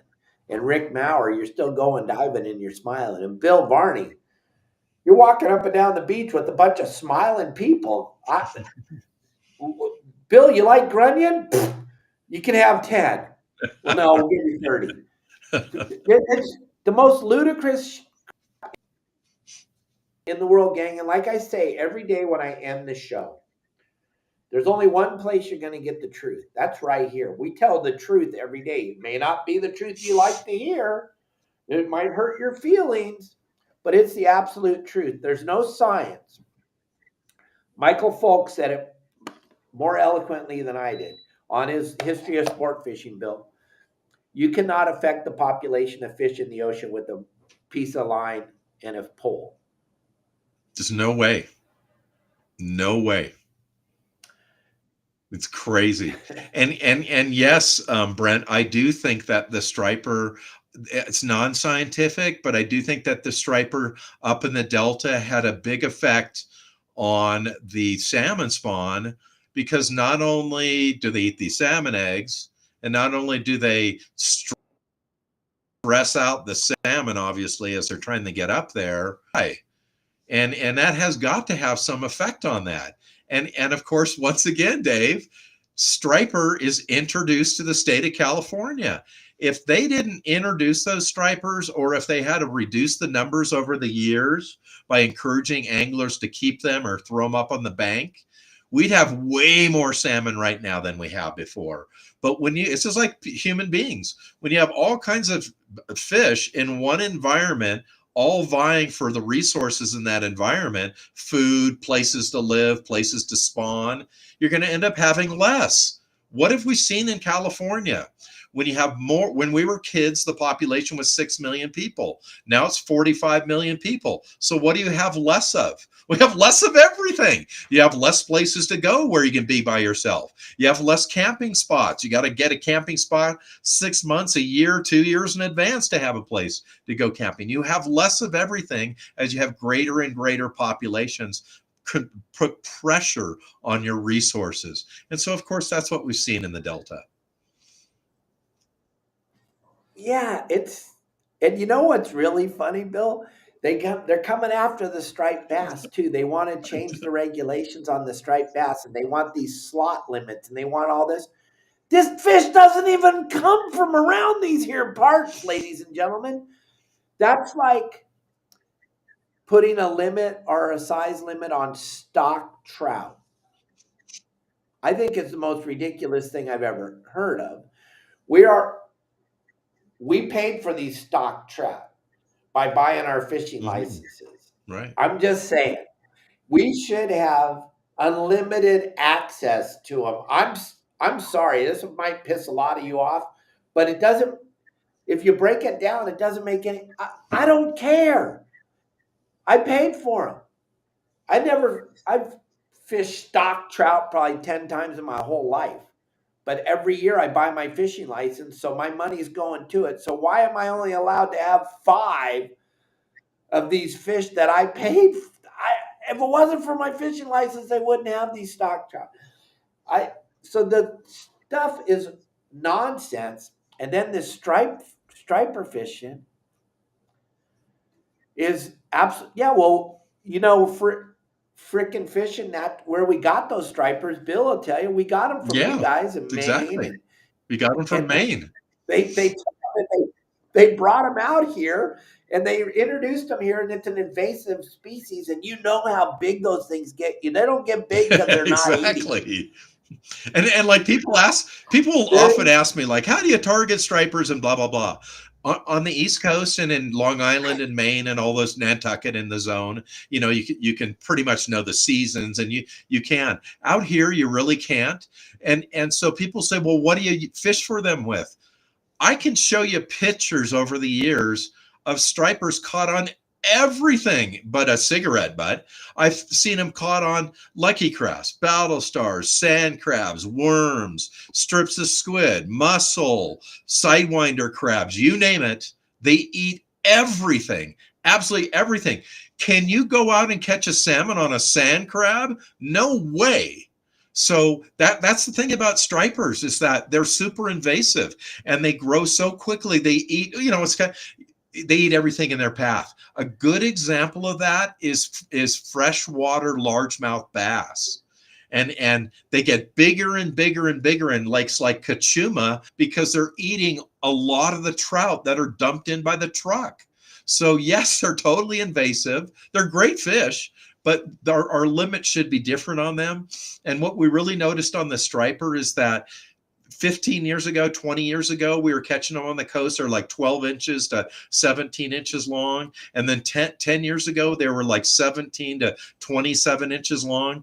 And now the predominant number of them caught is 30 to 40 inches. And I think that's going to go, 35 to 45 inches here in a few years. And so the department comes down, they say, oh, we want to have a slot limit where you can't take any that are between 30 and 40 inches. And those are all the ones being caught right now. So yeah, I don't know what their deal is, but they're right on top of taking away what's biting. Yeah, well, it goes back to the smile thing, I believe. It's just like when they took all of Justin's animals. Yeah. Yep. The sad thing for Justin is that video we posted last year with Rylan with his elk, put it in the Deckhand Sports kill bag. That guy was smiling ear to ear. I guarantee you they're going to figure out how to get that smile off Rylan's face. Well, they did that really quick in California. What they did is they reduced the tags by 50%. So, yay! And that's a lot. I mean, that's a lot. Think about that. 5 out of 10 people can't hunt. See, there's a thing of conservation, and with conservation comes thought, where people have to think about things. For example, I mean, there's a fishing show. I'm going to talk about hunting for just like 5 minutes or less. So, in a place called D14 or D11 out here in Southern California, D14 is Big Bear, and D11 is Wrightwood, Mount Baldy. So, you have about a 3% chance of getting a deer.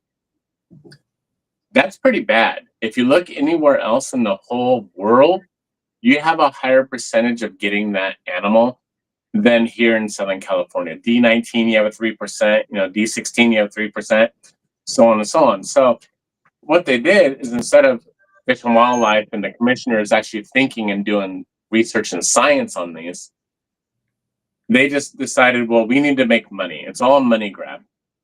And they put out 5,000 tags for Big Bear. Everyone knows how big those mountains are in Big Bear, right? They go from the 15 freeway over in the Cajon Pass down to 29 Palms. That's area. 5,000 tags for a population of deer of 2,800. So there's the population of deer is 2,800. How do I know? Because I used to be a guide out here.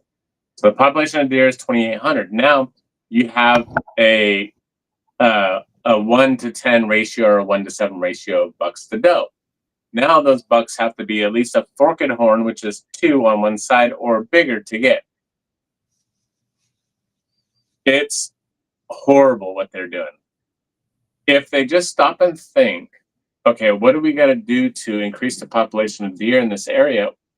Well, cut the tags, or don't even put a tag out there for that year, or maybe 4 years or 3 years. They got to do something to change something out here. They don't think it's all money. Everything's about money in California, how they can line their pockets with money. Just like this otter thing. Someone's getting paid for this otter thing. I guarantee it. They're probably, just like they did with Bill, and you guys all seen Jim Shockey on here, how we paid $1 million. $1 million, not doll hairs, dollars, to Canada to buy one wolf. And how many wolves did we buy to let go in Colorado or in California, Northern California? We bought a lot. How many wolves did they release over there? 500, I think, or 1,000? They started in Colorado with a dozen that were tagged, and then they've augmented that over time. And then they have bred, and then they have created new packs. So it's numbers unknown, because the first ones that they did, they tagged them all with those big electronic tags on their neck so they could follow them. And once they had their offspring, nobody knows where they all are. They're all over the place now. And the number. You can't manage something that way. No way.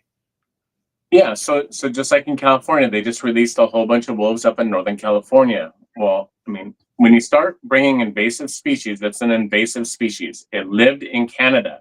It doesn't live in California. It lives in Canada. They bring that, they bought it for $1 million a piece and brought them to California. They're going to start finding food. They're going to have to eat. They're going to have to find food to eat. And whether it's people or livestock, they're going to have to find it and eat them. So unfortunately, that's the downfall. Now, back to fishing. They're going to start bringing these otters in Southern California. These otters are not used to living in Southern California. Now they're going to have to start fighting these big bull sea lions that are very territorial, that are not used to seeing these little tiny squirrels running around here and trying to eat their food.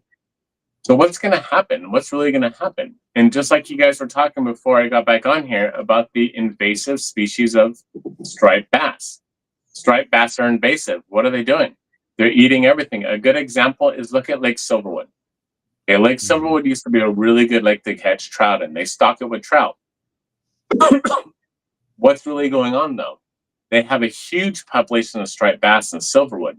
When they stock the trout in there, what happens? Those big stripers come and eat. I think they did a thing on it, and it's like 60% of the trout stocked into Silverwood. So they're continually feeding the stripers. It's absolutely crazy. You said the striped bass are eating the salmon eggs. Well, the other issue with the salmon is the California sea lion. That doesn't belong up there in that river, which is eating most of the salmon. So they really need to get their head out of there, behind, and start thinking about what's going to help California instead of trying to make things worse. So exactly. And just to give you kind of an example of how, prolific they are, some of these fish that they introduce. So John Stanley asked, well, did they truck them out here? When those striper came from the East Coast? Well, the story on the striper is that the striped bass was introduced to the Pacific coast in 1879.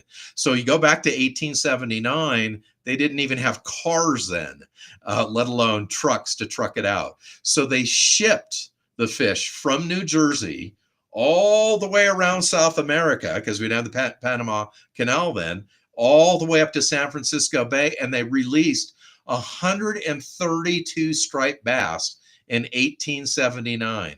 Now they're everywhere in California. They're in the lakes, they're in the streams, they're in the ocean, they're in the bay. From 132 of them? Like, what are they doing on their spare time? Well, let's not get into that. But yeah, they're prolific. It's absolutely crazy. Right? And then now they do those MLPAs or the MPAs, Marine Protection Act, or whatever you want to call the dang thing. And what did that do? That stopped us fishermen, conservationists, to go inside there and help the population. Believe it or not, when we catch a fish, we're helping the population. When we kill a fish, we're helping it even more. We're weaning the pack out. It needs to happen. It has to. Otherwise, it gets overpopulated. Mm-hmm. Now they started this whole MPA thing.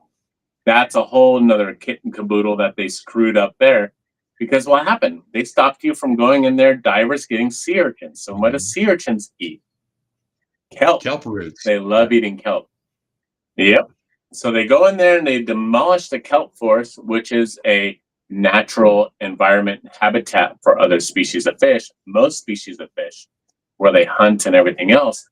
And there's no more kelp. So what are we really doing? It's like California is the what is the word I'm looking for? I can't even think of it right now. But yeah, California's just ruining everything out here. It's pretty horrible. Your sound is off, Dave. There you go. Oh, thank you, Bill. Jim Shockey, Justin, when he was on the show, and I didn't even know how big of a guy he was until you told me. And he came on my show, and I was pretty stoked that he was on here. And him and I had a few minute conversation before about. He's like, "You're in California, right?" And I was like, "Yeah, but I'm not them." And he thinks it's the funniest. He's from Canada. He thinks it's the funniest thing ever that people are buying wolves, because he considers a wolf a monster. They're monsters. They're monsters. They're absolute monsters. They hunt for sport, and they want to reintroduce wolves into populated areas.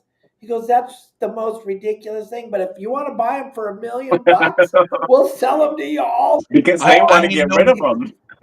Yeah, I mean, no wonder the president wants to make Canada the 51st state. We're sick of spending $1 million on the freaking wolves. We'll have them for free. Yeah. They're nutcases, man. So funny. And now they're talking about introducing the grizzly bear back out here to Southern California. What the hell are you thinking? And Colorado like, also. What the hell's going on? God. Huh? We learned about that in that Fish and Game Commission meeting. I didn't know they were planning on doing that. That guy was there going, "Yeah, that's going to be a great idea. They were on our flag." Yeah. What are you talking about? People live idiot. here, you dumbass. Yeah, I don't know. It doesn't make any freaking sense at all. I mean, and if you go to other states, they have real rules and regulations where you can buy tags for certain things, and they make money the right way by putting tags out. For instance, mountain lions.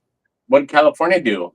We banned even touching a mountain lion. We can't touch. They have the same rights as a sea lion.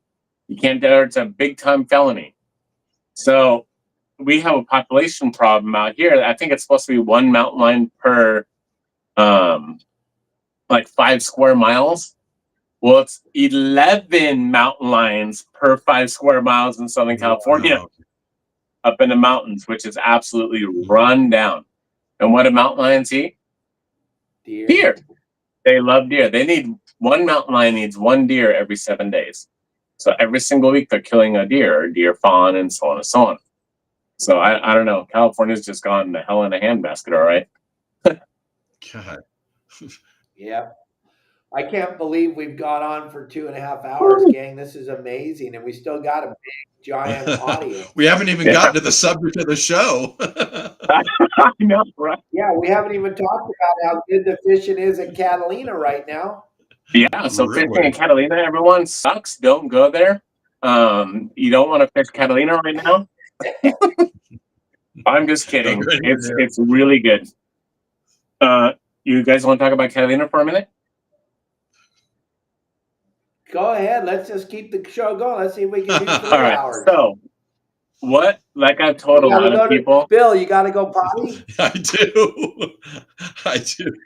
Thank Go you. ahead. I forgot my Gatorade bottle. I'll be right back. I see you wiggling around in your seat. That's too funny. So, like I've been telling a few people, I think this year is the year of the yellowtail. We haven't seen this kind of yellowtail fishing that's going to come up pretty soon at Catalina, in well over 10, maybe 15 years. I was out there last week at Catalina, and you guys see me go live, and we caught 3 yellows, and what we were seeing out there will blow. It's absolutely incredible the amount of fish that are showing up at Catalina right now. Not only just the white sea bass are all over. They're on the squid beds and so on and so on. But the amount of yellowtail, the volume of yellowtail that's coming in the waters is unfreaking real. You think the Coronado Islands was good last year? No, no, no. You just wait. Catalina this year is going to blow your mind. We were seeing schools of hundreds of yellowtail. There was schools hanging out on the anchor line of yellowtail that was absolutely phenomenal. I've never even seen it like that in many, many, many, many, many years back when I worked on the freelance way back when in the 90s. That was on the front side of the island. So that should tell you one thing. The water temperature over at Catalina is also at 65 degrees. 65, 65 and a half is where it's at. And that's perfect conditions for yellowtail. It's not too hot. It's not too cold. It's kind of a medium. That being said, there's anchovies everywhere as far as you can see. And what bait to use to catch a yellowtail? It's whatever bait you put on your hook. If you use those gigantic horse sardines, you're probably not going to catch much of anything because there's so much anchovy right now. I would highly suggest either getting squid or using those anchovies to catch those yellowtail. And they're ranging from all different sizes, from little like 1 or 2 pounders all the way up to 40-pound yellowtail. And there's just tons and tons and tons of schools of them. But there's bass, bonita, barracuda, yellowtail, white sea bass. Everything you could think of is biting right now at Catalina. It's pretty phenomenal. And that being said, Don't forget there is, oh yeah, halibut. Yeah, there's a ton of halibut biting too. You're going to get halibut as well. Normally you target those, but now it's just a bycatch because that's what you're just catching when you're fishing for the other stuff. So if you want to target one thing at Catalina, you can do it right now, and very easily, especially if you remember Your Saltwater Guide. You can target one species, but you have a very, very good chance of catching the other fish as well, especially calico bass. Calico bass are lighting up, meaning that they're getting very colorful. They're going into the spawning season. There's some really big chunkers out there that are biting as well. And that anchovy, that's the best thing to use for pretty much every single fish. That being said, there's also a lot of bluefin not far from Catalina. And they're starting to bite as well. So it's going to be a really good year. Yeah, it's going to be insane, gang. And you got to get to the bait barge and get anchovies and quit crying and whining about the big sardines that they don't have any big sardines when you get there. Because that's why they have the big sardines that you can't catch anything on, because you guys pull up to the bait barge and you start crying, "Oh, they got anchovies. I don't know what to do." Go catch a bunch of fish, you crybaby. Yeah. Quit crying about we the fishermen. We don't want that giant sardine. We don't want that 6 to 8 inch sardine. We don't want it.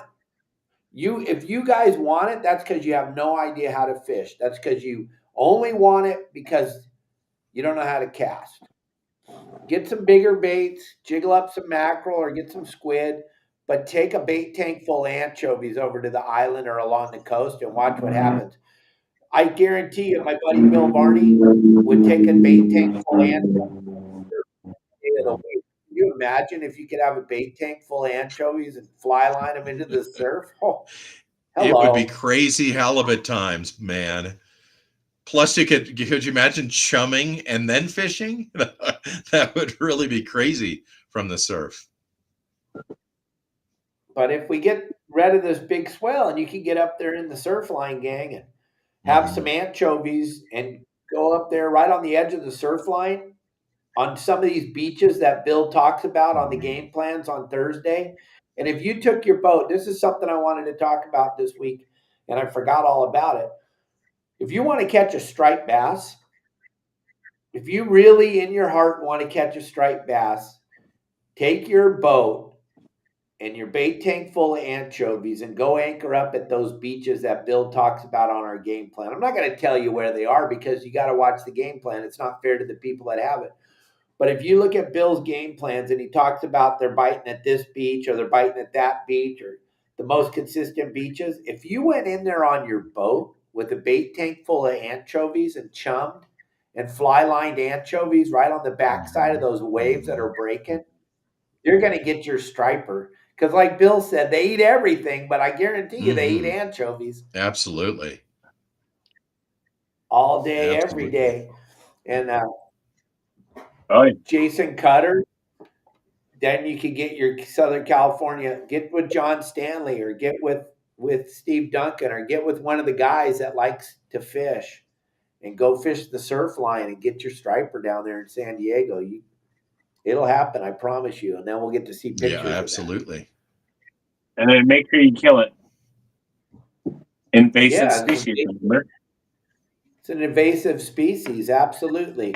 Bill Varney, one more thing before we end this show. What about this star tournament? There's so many ways to enter right now, or to get a qualifying fish in There there. sure are. Well, You, of course, the Star Tournament goes from Memorial Day, Sunday, to Labor Day. So that's the period for the contest. And here's some notes I put on it, so I was sure to have the right numbers here. There's 8 fish categories. So sand bass, which are sand bass, calico, and spotted bay bass, they have to be an 18-inch minimum. Lingcod, 22-inch minimum. Striped bass, 22-inch minimum. California halibut, 28-inch minimum. Yellowtail, 36-inch minimum. White sea bass, 36-inch minimum. Bluefin, yellowfin, big eye, albacore, 36-inch minimum. And then Chinook or king salmon, a 26-inch minimum. So who can fish in the Star Tournament? Everybody can fish. That's one of the big changes this year. It goes from the Oregon-California border all the way down to Cabo San Lucas.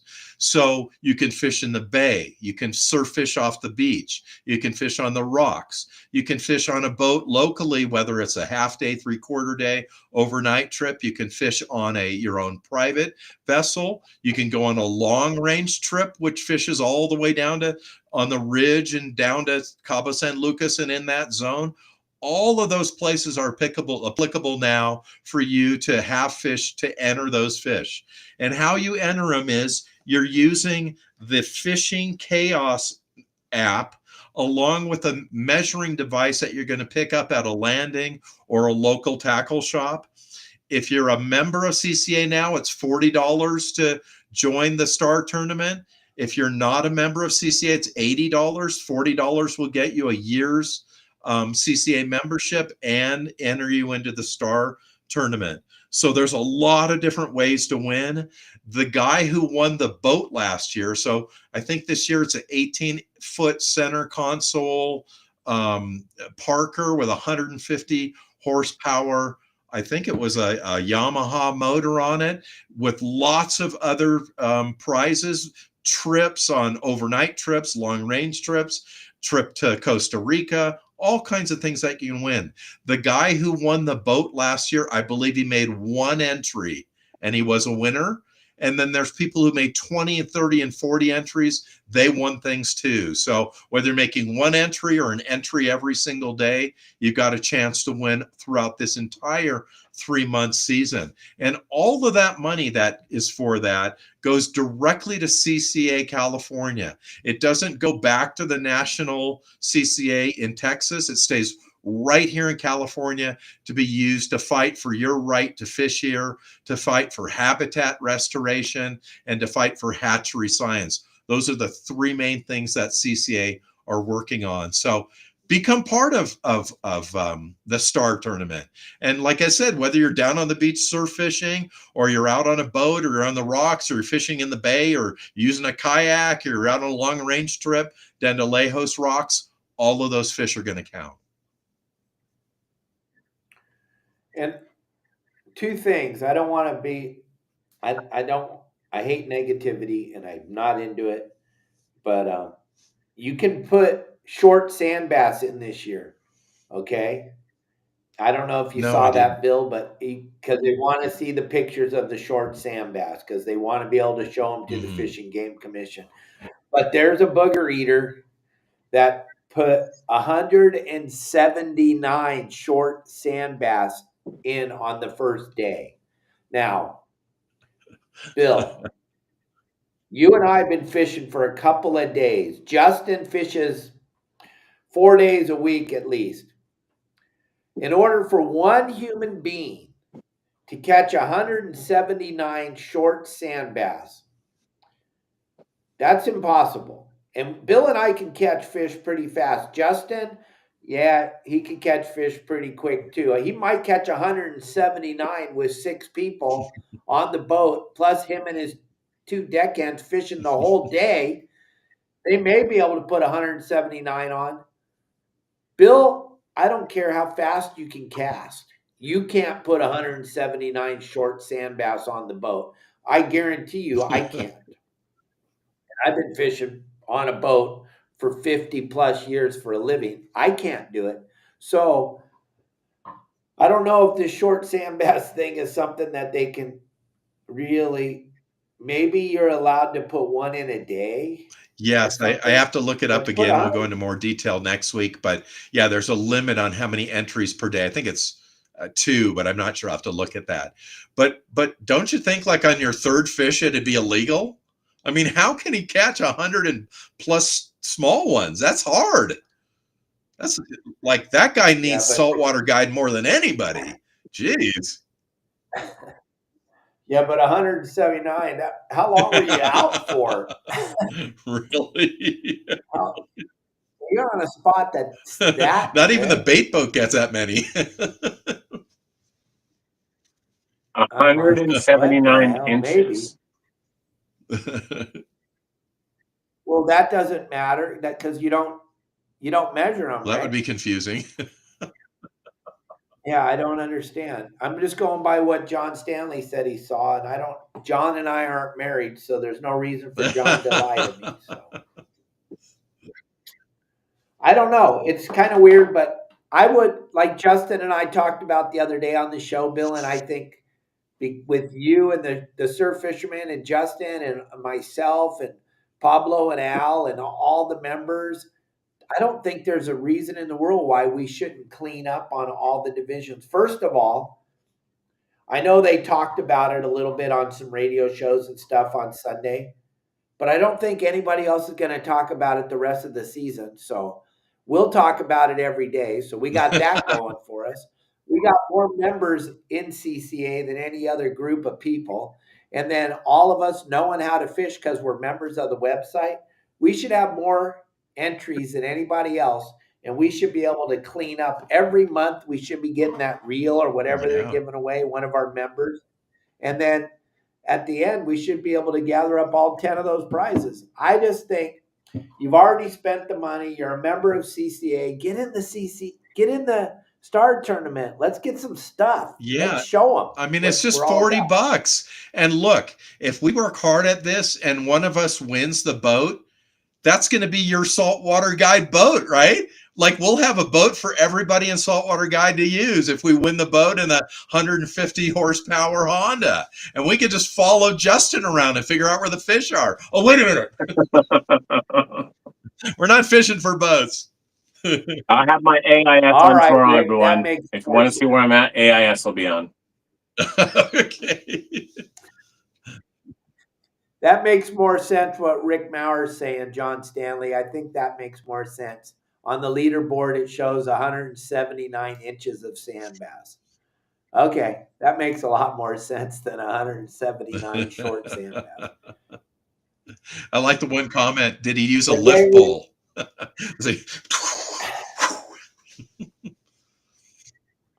But we just went 2.5 hours on the podcast. Justin's got to get the boat ready. He's going fishing. You're going to be live tomorrow or tonight or sometime. So stay tuned. We don't know when he's going to go live or how he's maybe doing tonight.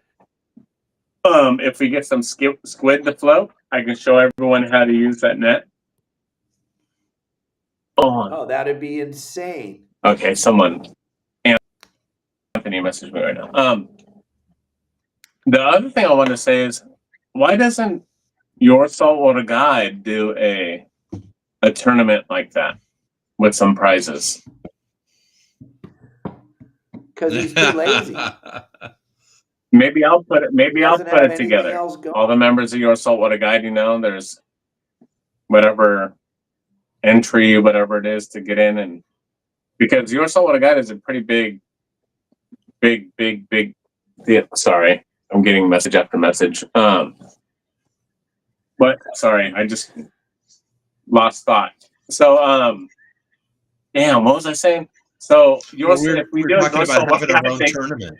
Yeah. hold on. You Okay, want to start? let me your own start. Let me tournament. start. I'm getting like literally 100 messages right now.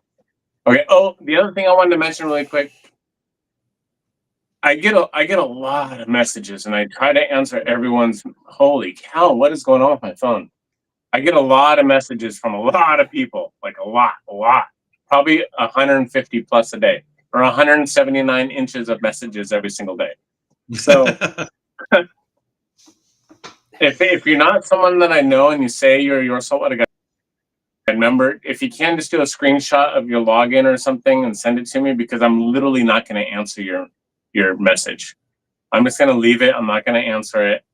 I'm not going to do anything. So if you can, just do a screenshot of your profile or whatever it is on Your Saltwater Guide and send it to me so I can see proof, because I literally have no time to look you up. So if you can, just do that, and then I can answer whatever questions you got. Otherwise, I'm just going to ignore it. So what I was saying is, why doesn't Your Saltwater, maybe I'll start it or something? We do like that. And if everyone donates money to it, not that we're going to make any money, but we're going to take that money into purchasing stuff for you to win. So that money is going to go into purchasing stuff for you to win. And if all the Your Saltwater Guide members wanted to do it, maybe $20 or $40, whatever the tournament's going to cost, and we can do kind of the same type of thing. You know, I think that would be really cool. I don't know anyone else's take on it, but I think it would be cool.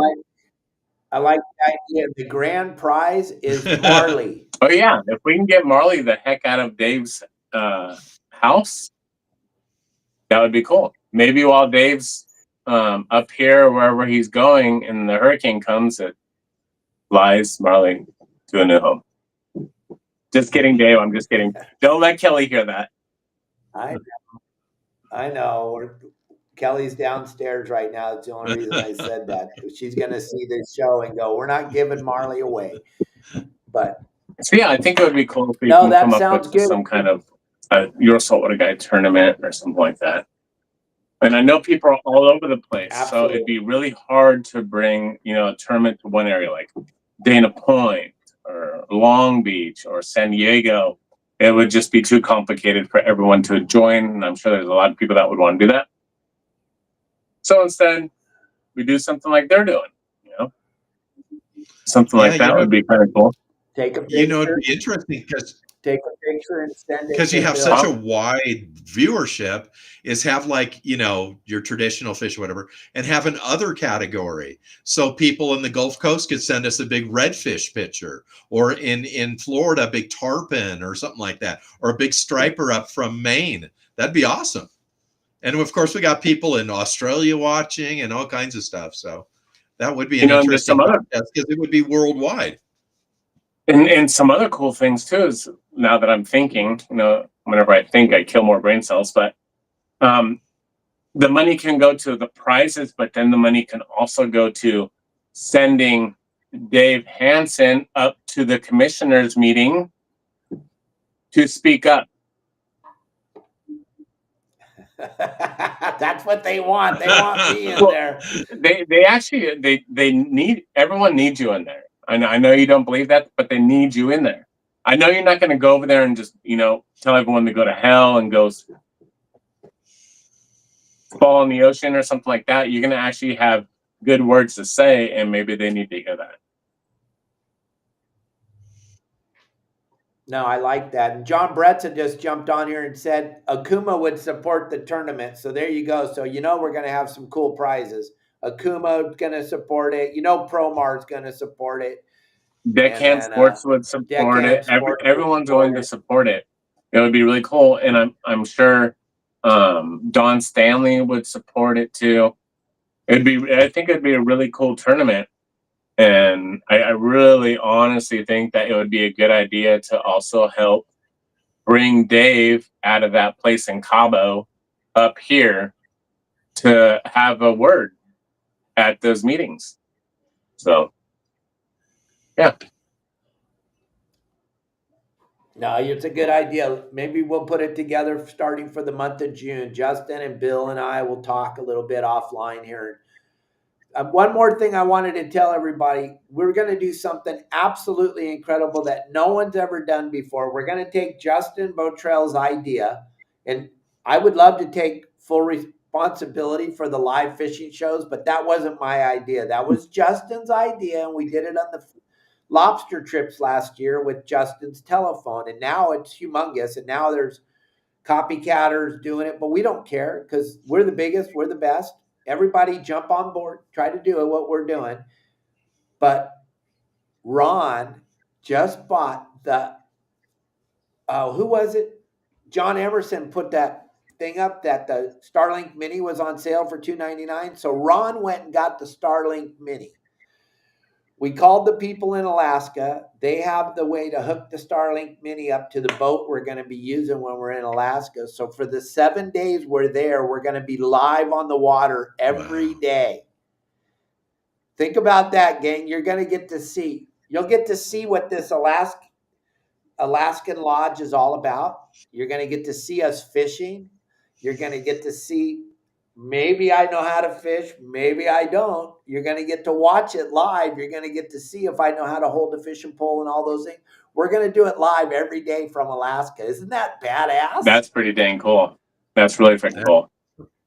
That is awesome. So it looks like, so John, The Wild Alaskan Lodge is 100% into this. And I got to thank Mike Lewis and his wife, Jamie, because I would have never met these people or known anything about them. And they seem to be really great people, and they're putting out the red carpet for me. I'm coming up there. Not that I'm anything special, but it's going to be incredible. And all of our sponsors stepped up, and they've sent me up tons of stuff. Hookup Bait sent me up a bag of cool lures. John Bretza and Michelle over at Okuma sent us reels and a whole bunch of Fish Lab lures. Promar, Brian sent us a bunch of stuff. So we're going to have all the products. And then Daniel Rubin sent us up 3 rod and reel hookups with the ReelQuick reel seats and the Tesoro 5. So we're going to be fishing with the Okuma reels in Alaska live, gang. It's going to be insane. I'm so excited about this. And what are the dates again? We leave here on the 10th. So we'll get there the night of the 10th. So the first day we'll be fishing the 11th of June, 11th, 12th, 13th, 14th, and we come home on the 18th. So the 11th through the 17th. The 11th to the 17th will be live every day on the water. It's going to be insane. Are you taking Marley with you? so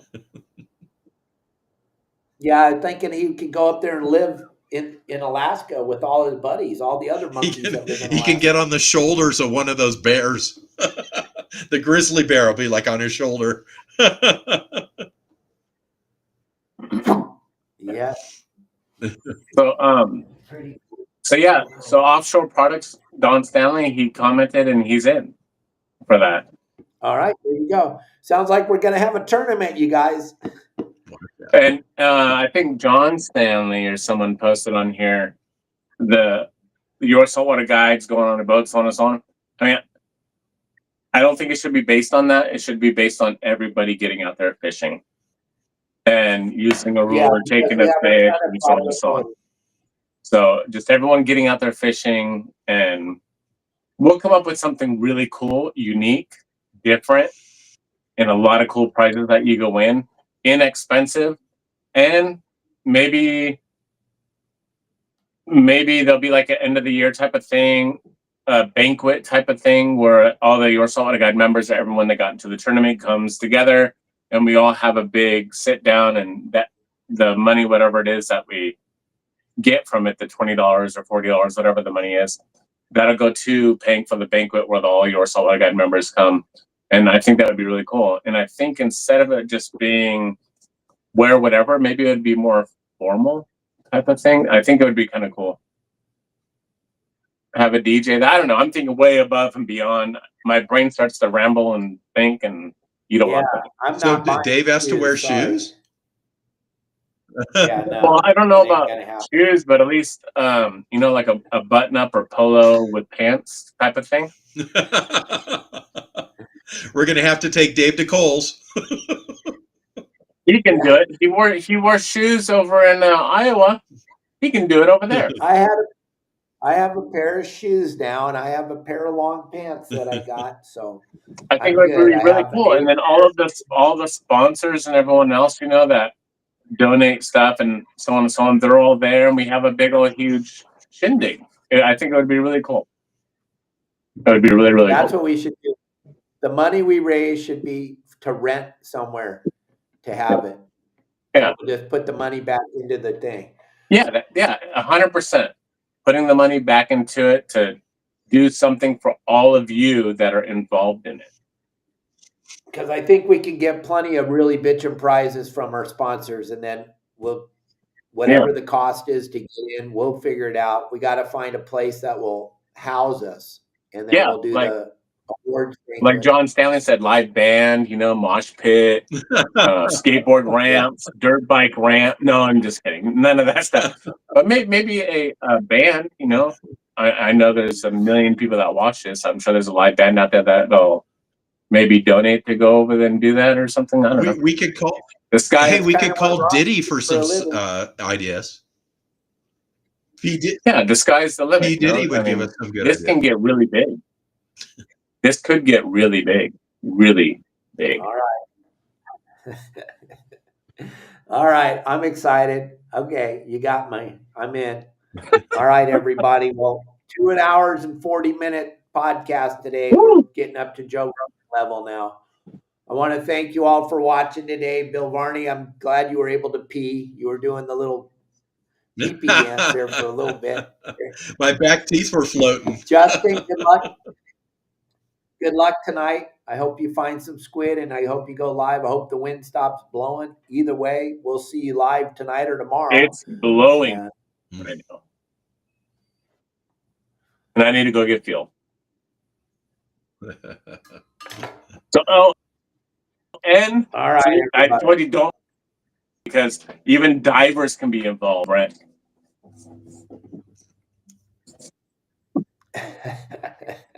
All right. I got that thinking. I think we're into something. I think we're on to something here, gang. And I think it's going to grow into something humongous. This year might be the beginning of something really killer, but we'll find somewhere to have it. We'll do everything we can. It's going to be incredible. The great Kelly girl has to make it. We got to wrap it around her schedule because she's super busy. All right, everybody. Thanks for watching today. Thank you from the bottom of my heart. And don't forget that the what's the name of that Sunday show, Justin? The RTC, the RCT, the River Catfish Tackle Store, the RCT. We don't want to miss it. Sunday night. What time is it at? All I'm thinking about is a Your Saltwater Guide tournament. I can't think of anything else. Oh, I'm sorry. Gang, don't miss it. RCT Sunday Night Chat. It's hilarious. These guys are so funny and so cool and so entertaining, and they're catching catfish. They're doing what we're doing. So we want to watch them. We want to be involved. And then next Tuesday, what time is the show, Lance? What time? What Are you time talking to is me? the show? No, Lance. Oh. Lance is on here. What time is the show on Sunday nights? I think it's like 6 o'clock or something. I know it went into when it started getting dark. So I think Sunday 6 at o'clock. Central Time. 6 o'clock. 6 o'clock. Central. So that means Central. So 4. So that means 5 o'clock our time. 4 o'clock our time. 4 o'clock. Yes. 4? All right. The Booger Eater's Ball. That would be awesome. That sounds like a great name, but I really think it should just be called Your Saltwater Guide. I mean, keep it simple, right? People might not eat the food. All right. Sunday, 6 p.m. Central. We'll all be tuning in 4 o'clock our time on the West Coast. And then next week, supposedly John, the owner, is going to join Michael Folks and I on our podcast, The History of Sport Fishing, on Tuesday at 12 o'clock Pacific Standard Time. I hope John makes it with us. I We'll talk really to got to him go. later. Thank you all so much. Everybody